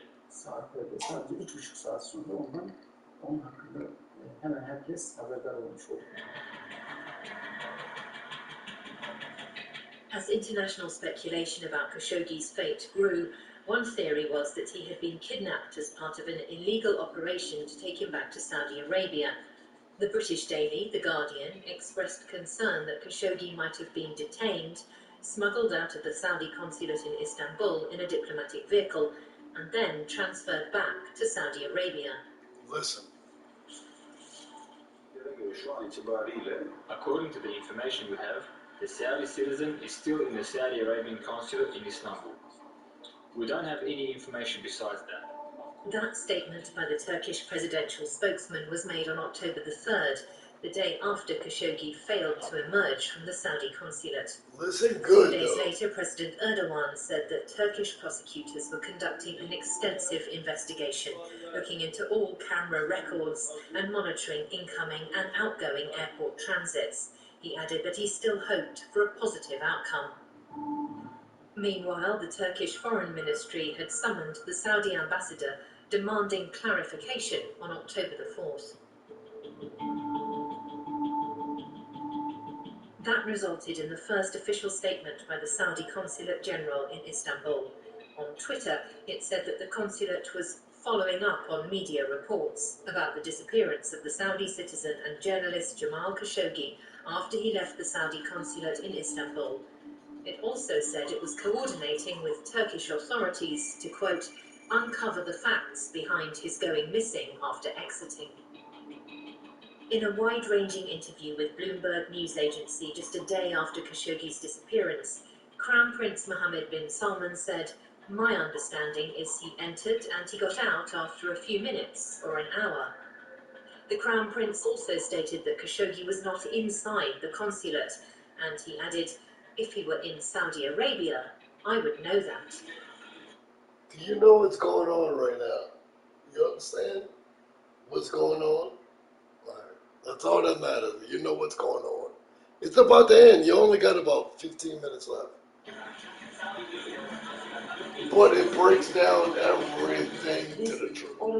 We kept going to the consulate for the first 3 days. To be honest with you, Lily, We waited from morning till evening. I'm about to stop watching English news.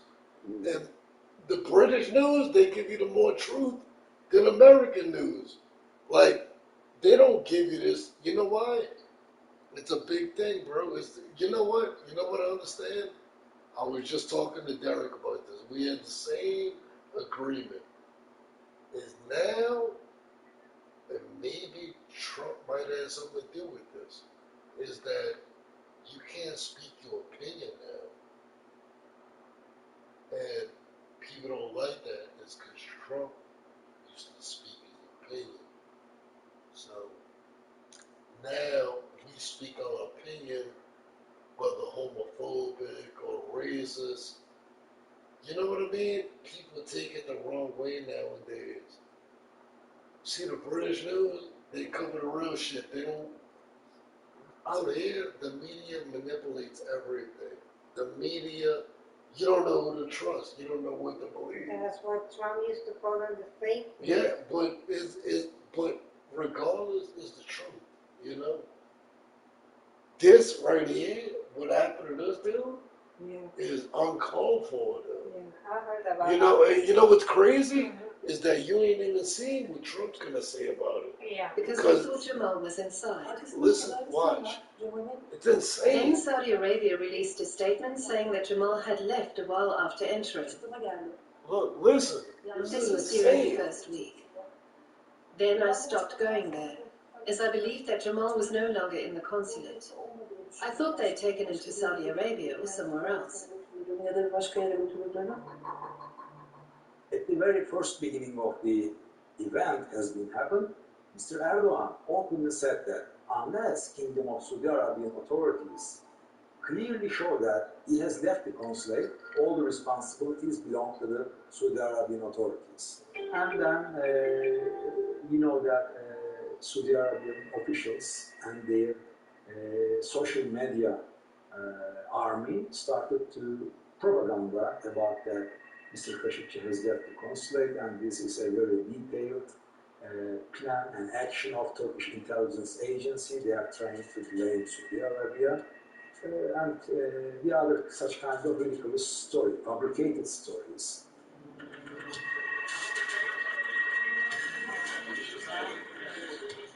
The first report that Khashoggi had been killed surfaced 5 days after his disappearance. Reuters news agency quoted a Turkish official who said the initial assessment by Turkish police was that he had been murdered at the consulate and his body flown out of the country. The Saudi consulate issued a denial, saying that Jamal Khashoggi was neither inside the consulate nor in Saudi Arabia. It also denied that Khashoggi had been killed in the consulate and said every effort was being made to find him. Oh, watch this though.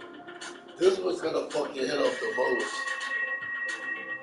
On October the 6th, the Saudi consul in Istanbul, Mohammed Al-Otaibi, invited reporters from Reuters to the consulate and accompanied them on a tour to confirm that Khashoggi was not inside the building. The consul denied reports of an assassination. He insisted Khashoggi had left the building, but said he could not prove it because the consulate's surveillance cameras did not save images. This ain't gonna fuck your head up. Watch. Something is going wrong, because if someone is missing in your consulate, you have to prove that he went out of consulate with the video recordings. But why you have? Think about this. Think about this. How do you go into an American consulate, like an embassy, right? No cameras can pick up anything. So the cameras, when he robbed, when he left, yes, they have it. It doesn't add up. It does not add up. We got a high technology. See what I mean? Like this dude, but it's going to show you how deep it got. It's going to show you how deep the Turkish tech intelligence, like CIA, like we got CIA, their CIA had bugs already planted. Listen to me. At the end of this that you're going to watch, they got the recording of your boy getting murdered. This is what's going to hurt you the most. But it's so real. And that's what makes me want to get that movie. And it's an early release. It's supposed to go in the theaters. The dude that filmed that, he filmed like dude, he's not like a high level director, but the last film he did that before this was about Russian. It was about the Russian Icarus, and he did a great job on that. But this, he unraveled the truth. Like, he didn't do this. This is somebody else. He just made a movie. I'm going to show you after this. You got to finish watching this. So you got 26. So you got 20. I'm going to go smoke another cigarette. TV system That is You gonna watch? You gonna finish watching the rest? Seems impossible to believe. The only reason why you not have a recording system is lack of money, and this isn't something that afflicts Saudi Arabia for sure. Yeah. Listen, like all this is On Monday, bullshit. October the 8th, US President Donald Trump issued Listen. his first public statement on the case. At the same time, the Saudi ambassador to the US, Prince Khalid bin Salman bin Abdulaziz, stated publicly that allegations claiming Khashoggi had been killed or detained by the Saudi authorities were completely false and unfounded. He then left for Saudi Arabia on the pretext of seeking clarification. Just spoke with the King of Saudi Arabia.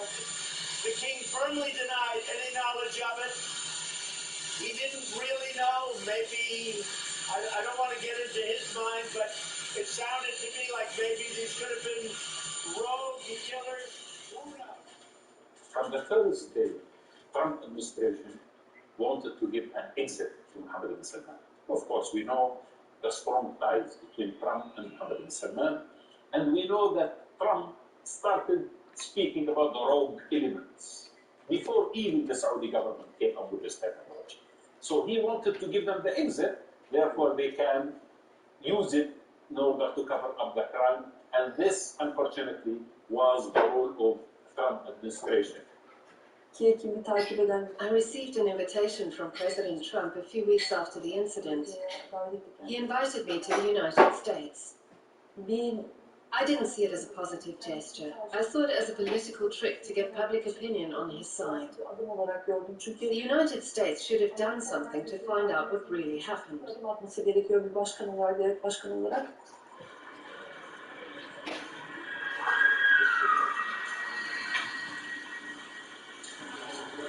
On October the 8th, the Turkish daily Yeni Shafak reported that the intelligence services were analysing the movement of 26 cars owned by the Saudi consulate in Istanbul. It said they wanted to determine their whereabouts on the day Jamal Khashoggi went missing.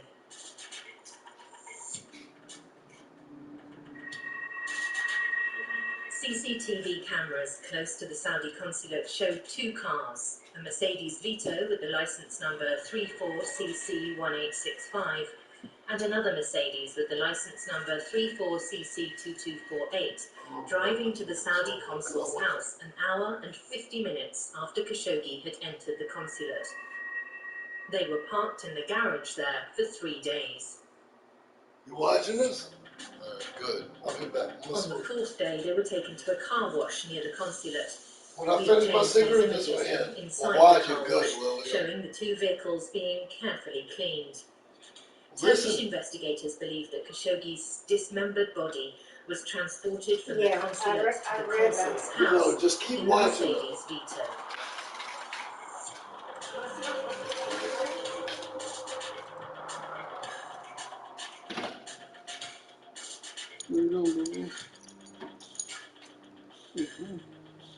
Gruesome details began emerging in media reports on the 9th and 10th of October. In the US, the Washington Post published the CCTV video of Jamal Khashoggi entering the consulate at 1 p.m. on Tuesday the 2nd of October. On the 10th of October, the BBC reported that Turkish media had pictures and names of the men they said were members of the assassination squad. The New York Times also ran the story, reporting that Khashoggi had been dismembered with a bone saw 2 hours after his death, and that the orders to assassinate him had been issued from the highest levels of the Saudi royal court.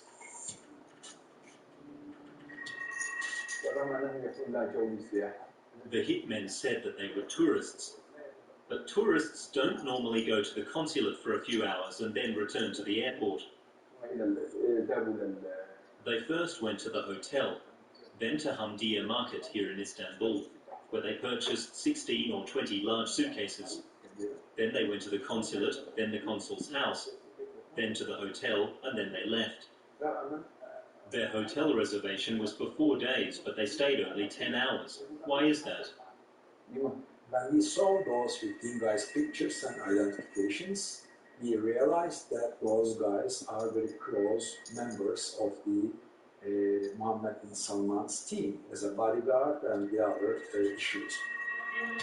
11 days after Khashoggi's disappearance, Donald Trump was still insisting on CBS's 60 Minutes Oh, that the no. Crown Prince had denied any knowledge of what had happened. Huh? But he warned Saudi Arabia of severe repercussions if it were proven that Khashoggi had been killed. There's something, you'll be surprised to hear me say that, there's something really terrible and disgusting about that if that were the case. So we're going to have to see. We're going to get to the bottom of it, and there will be severe punishment. Trump, if they're going to claim Okay, that we're these supposed to people be were acted without very the authority of the Saudi government. Then, of course, they can prove that by relinquishing the diplomatic immunity of these people and extraditing them to Turkey for trial. No, Trump let them go. Because the reason is because they told him that that they don't have enough evidence for election fraud. Huh? Yeah. Oh, that was the same thing. Like they didn't want to do the job. So Trump let them go. So that comes from the Democrat. He knows again. The Democrat was to threaten, and they were afraid. They chicken out. That's what it is. It was right. How you gonna? They not have enough proof, my Lord. I cannot believe this. So, doing this, Trump won't have nobody to defend him, and boom, the Democrats nail him down. That's what they want. Yeah. You never know, see? Huh?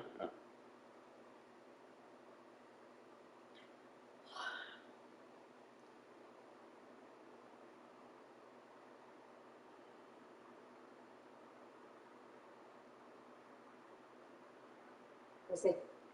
Oh, Steve Bannon, is convincing Trump, is currently, trying to convince Trump, for him to go to the impeachment trial. I don't know if that will help. Yeah, video, mami. But if that happens, of course, there is a very big risk that those people who will be on trial for this capital offence will name the people that made the decisions, and that may not be convenient, of course, to the Saudi government. On the same day, the British, Check French, out your couple, and German maybe. foreign ministers issued a joint statement calling for an independent investigation. Of course, the governments in Britain and America would like to draw a line under this and pretend it hadn't happened.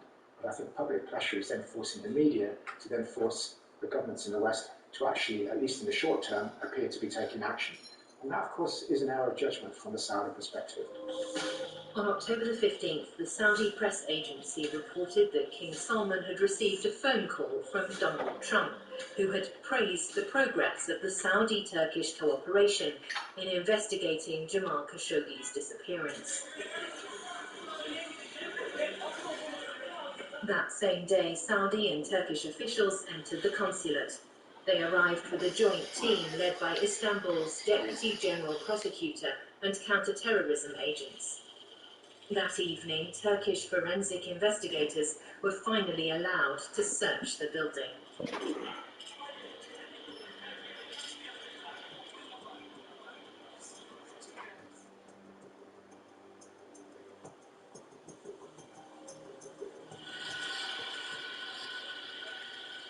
They worked 9 hours through the night until dawn on the 16th of October. The forensic team left carrying samples of soil and a metal door from the consulate garden.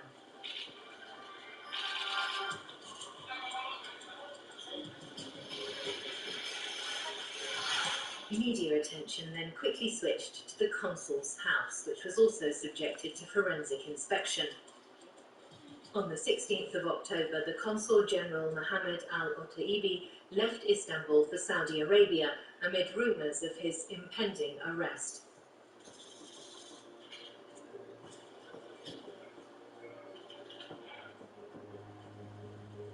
After all those forensic investigation, Mr. Erdogan made a couple of telephone calls with international leaders, including the King Salman of Kingdom of Saudi Arabia. And after that, Saudi Arabia had realized that the fabricated story of Khashoggi has left the consulate is incredible. So they accepted that Mr. Khashoggi has been killed inside the consulate. Our camera team was able to monitor the frequent movement of Saudi security staff between the consulate and the consul's house from the 12th to the 17th of October. From this footage, we determined that this team included chemical expert Ahmed Abdul Aziz Al-Janabi and toxicologist Khaled Yahia Al-Zarani. They were among the group that Turkish media reported had deliberately destroyed evidence at the consulate and the consul's house. On October the 20th, after repeated denials, Saudi Arabia finally admitted that Jamal Khashoggi was dead.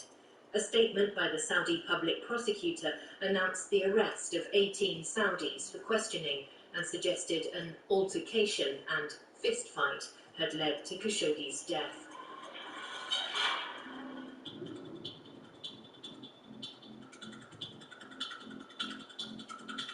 On October the 21st, King Salman and the Crown Prince made 2 phone calls to Salah Khashoggi, Jamal's son, to offer their condolences. On the 23rd of October, they summoned him and his brother Sahel Khashoggi to Riyadh, using the meeting as a photo opportunity. Ankara's strategy of leaking evidence finally brought the Saudi Attorney General Saud al-Mujib to Turkey. He arrived on the 29th of October on a private plane. He then held 2 meetings in the Judicial Palace with Istanbul's chief prosecutor, Irfan Fidan, whose office then made a formal statement. It said that there was no tangible result from these 2 meetings, despite all our efforts and good intentions to reveal the truth about the killing of Khashoggi in his country's consulate. The statement went on to say that immediately after entering the consulate, Jamal Khashoggi had been strangled to death as part of a premeditated plan, and that his body had been dismembered and disposed of. In the wake of the public prosecutor's statement, official positions in the case became entrenched. The Turkish authorities stood by their account of the events. Saudi Arabia continued to contest the leaks by the Turkish government. And the Trump administration continued to defend Crown Prince Mohammed bin Salman, anxious to protect US business interests. Some members of the US House and Senate defied the administration, criticizing Trump's actions and demanding that Saudi Arabia and the Crown Prince be held to account. There was little response from Arab countries. The CIA has concluded through its investigation that the Saudi Crown Prince ordered the murder of Washington Post journalist Jamal Khashoggi. The Trump administration touched off a new storm of criticism over the killing of Saudi writer Jamal Khashoggi. The U.S. has sanctioned some Saudis in response, but the Crown Prince has yet to face any punishment. The passage of time has done little to diminish interest in the case. A United Nations investigation authenticated the audio recordings leaked by Turkish intelligence. These showed that Jamal Khashoggi entered the consulate at 1:15 p.m. on the 2nd of October. He went to the Consul General's office, where Mohammed al-Otaibi was with Maher al-Mutrib, an officer from the Saudi Foreign Ministry, and a special guard to Crown Prince Mohammed bin Salman. They questioned Khashoggi about his plans to return to Saudi Arabia. He said that he did want to return in the future. Then they said they would have to take him back, claiming there was an Interpol order to that effect. Khashoggi said there was no case against him and that he had people waiting for him outside the consulate. The recordings then document a short fight, followed by a conversation among the members of the assassination team. This is recordings they got. Listen, look what they say. There's recording. They don't want to tell you. Give me the remote. According to the UN investigation, Khashoggi was then injected with a sedative read and suffocated with a plastic bag. Then Listen, the you forensic didn't even read pathologist that. on the team, Salah Ad. You didn't even read that.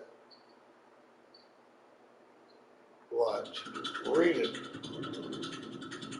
See at the top, read it. This is real shit too. Look what they're telling you.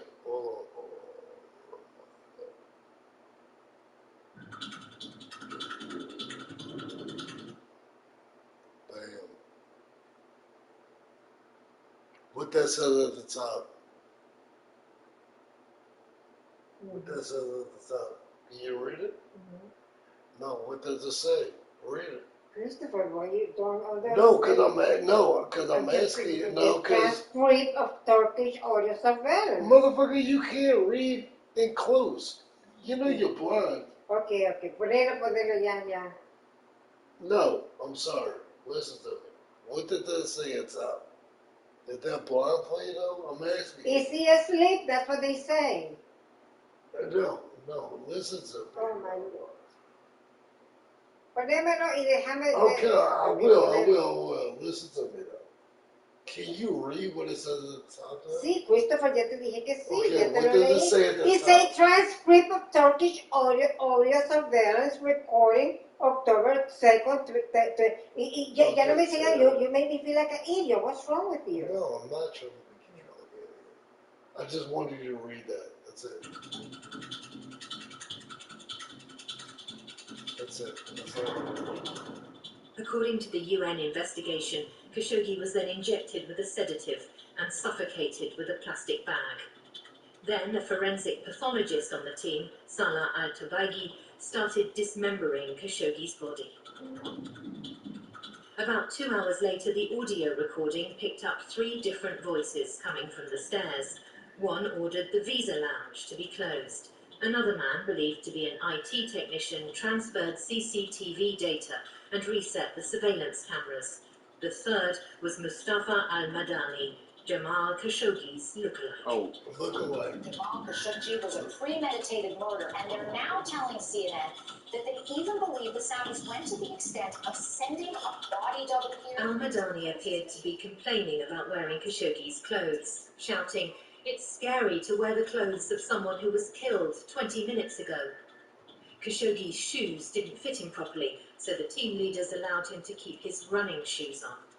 Al-Madani was instructed to walk along 4 streets before taking a taxi to the Sultan Ahmed district, where he disposed of Khashoggi's clothes.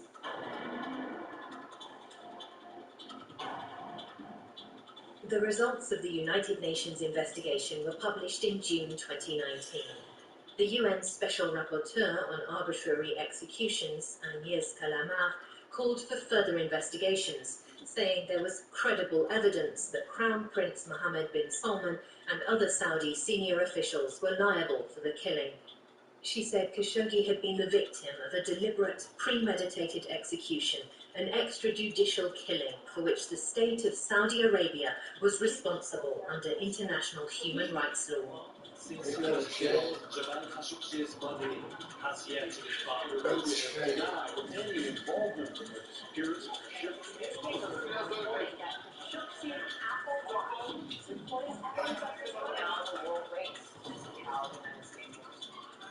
Dismembering his body, there needs to be some consequences. أنا فقط أريد أن أكون كاتب مستقل. All I want is to be an independent writer, not to be banned from writing while at home in Jeddah, or banned from appearing in the media, banned from publishing books. I felt I couldn't enjoy my freedom while remaining silent.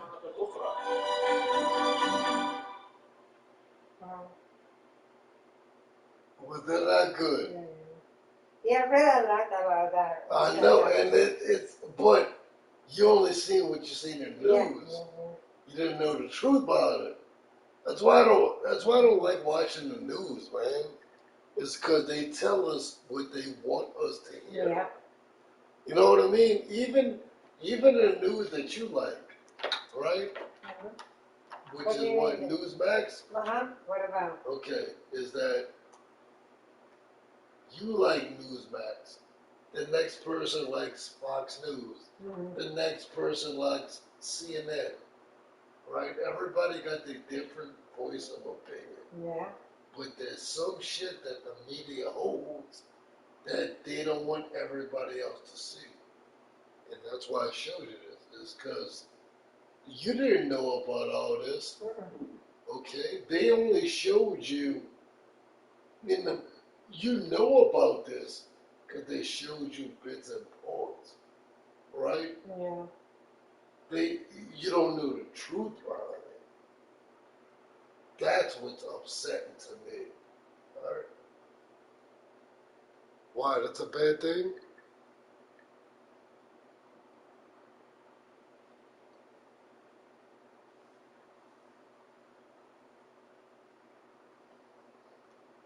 Did you enjoy that, Mom? Yeah, thank you very much. No. No, I did. I watched the whole thing. I told you I was going to watch it. No. Well, I didn't think you was going to watch it, but did you enjoy it? You liked it? Yeah. Did you? And you know what's crazy? The dude made a movie about this. Yeah? Yeah, but it cost $20 to rent it. I'm not going to rent it. I'm not renting shit. Not at $20. $19.99? Hell no. Yeah, who's the person who made the movie? He's the one that made. Actually, all right, I'm going to show you who he is. I'm going to show you exactly who he is.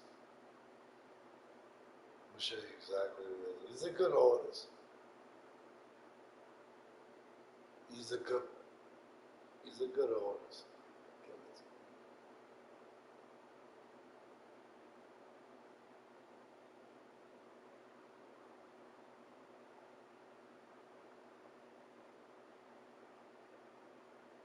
Are you hooking it with a soup and a sandwich today? No.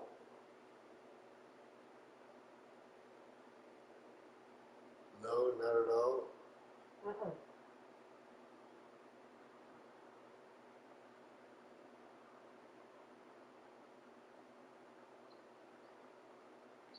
What was it? I was looking. What was it? I was looking for. What was the name of it? I don't know. What was you talking about? I went to Netflix for a reason. So Netflix, to go look for that guy who made a movie. Which one? He made a movie or what? For this one, for this documentary that we just heard. That we just watched.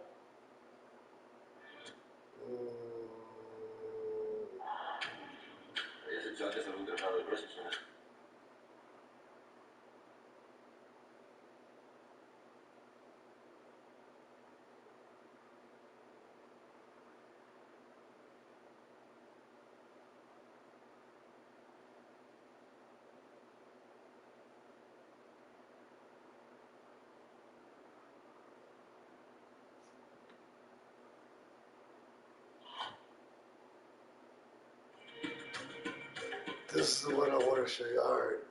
So the dude that made, all right. The idea that I had. All right. So this dude right there. The system in place to test. He exposed shit. They don't even want this dude making movies no more, because he exposed shit. Yeah.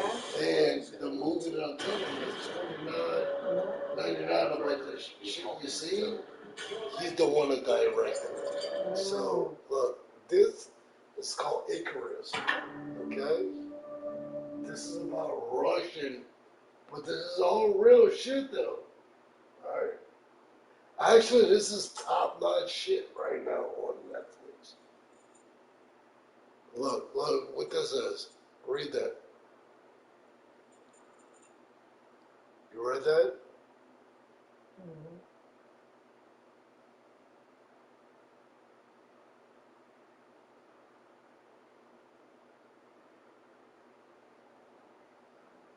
Actually, let's take a picture of it.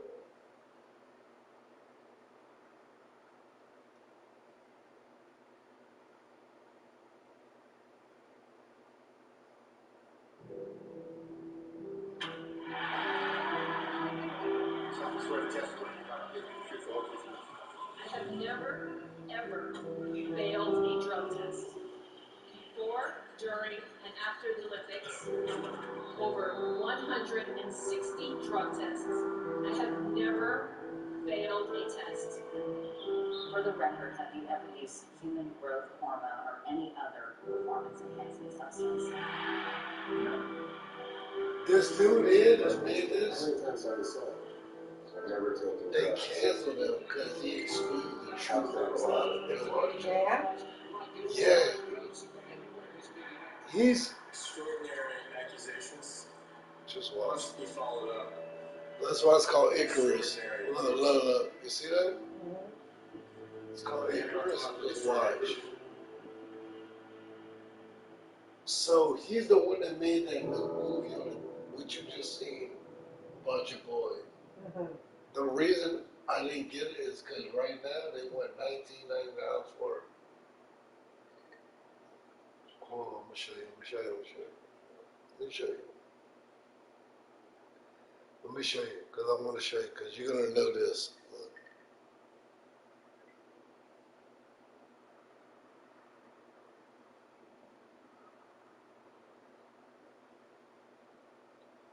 I'm gonna go into Chile.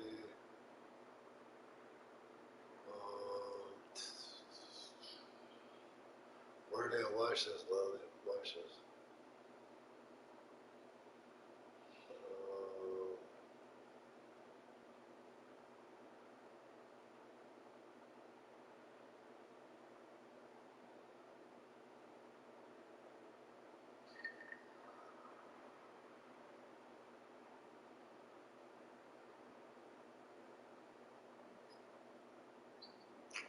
Fuck, I don't even know the name of it.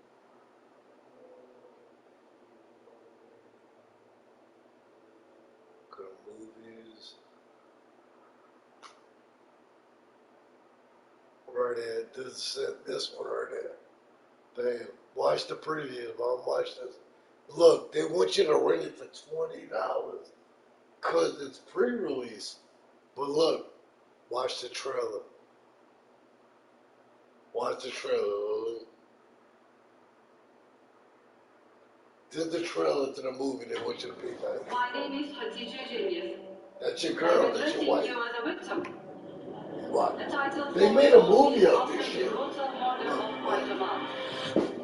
Jamal Khashoggi, prominent Saudi journalist and Washington Post columnist, has gone missing after visiting his country's consulate in Istanbul. He was last seen entering Saudi Arabia's consulate seeking paperwork to marry his fiancée. His fiancée saw him go in at 1 p.m. and was still waiting for him at 1 a.m.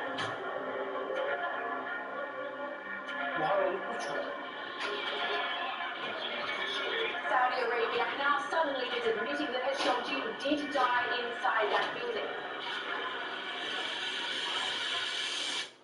Cemal Kaşıkçı alelade bir şekilde öldürülmüştür. The government treated me as if I had the king.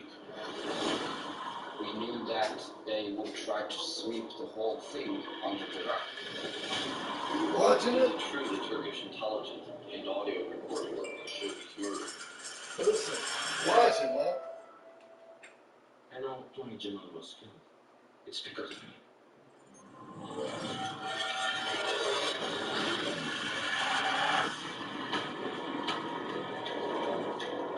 Birileri tüm olan ülkeni rahatlıkla seyretmiş, hatta talimatlar vermiş, Save some particularly damning piece of the puzzle, like Saudi bought it apple. Jamal built the whole country was against him, but this is not the truth. The best solution is create our own art. It could have been royalty killers. Who knows? This is it. Be careful. Move from city to another one. And there's a thing that's going to kill you soon. It's anonymous.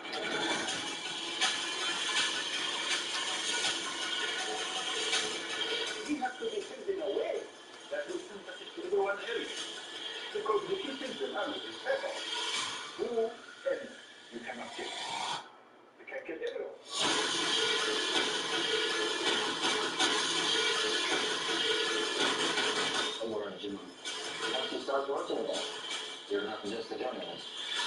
précédent.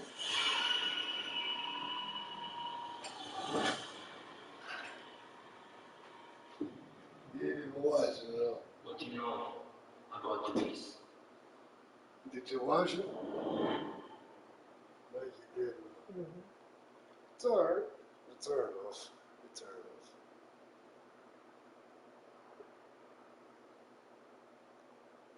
But yeah, you see it, look at it. Look how much it costs to rent it right now. Because the movie ain't supposed to come out until March.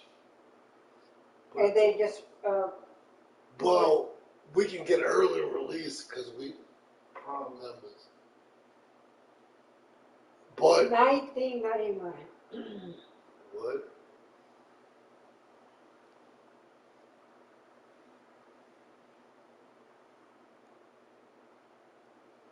I want to put some. Hey, Jose.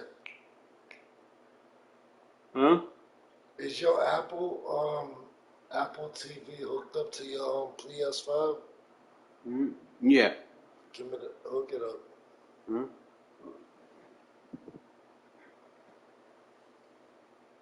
Did you like that though? Did you know much about it though? Yeah, I told you I have heard. Yeah, you know, you heard it in the news, but did you know that much about it though? No. No. You didn't know that much about that though. Damn it. It's the shit that's behind doors that we don't know about. Yeah, yeah. You know what I mean? Like the shit that they cover up that we don't know about. And shit like that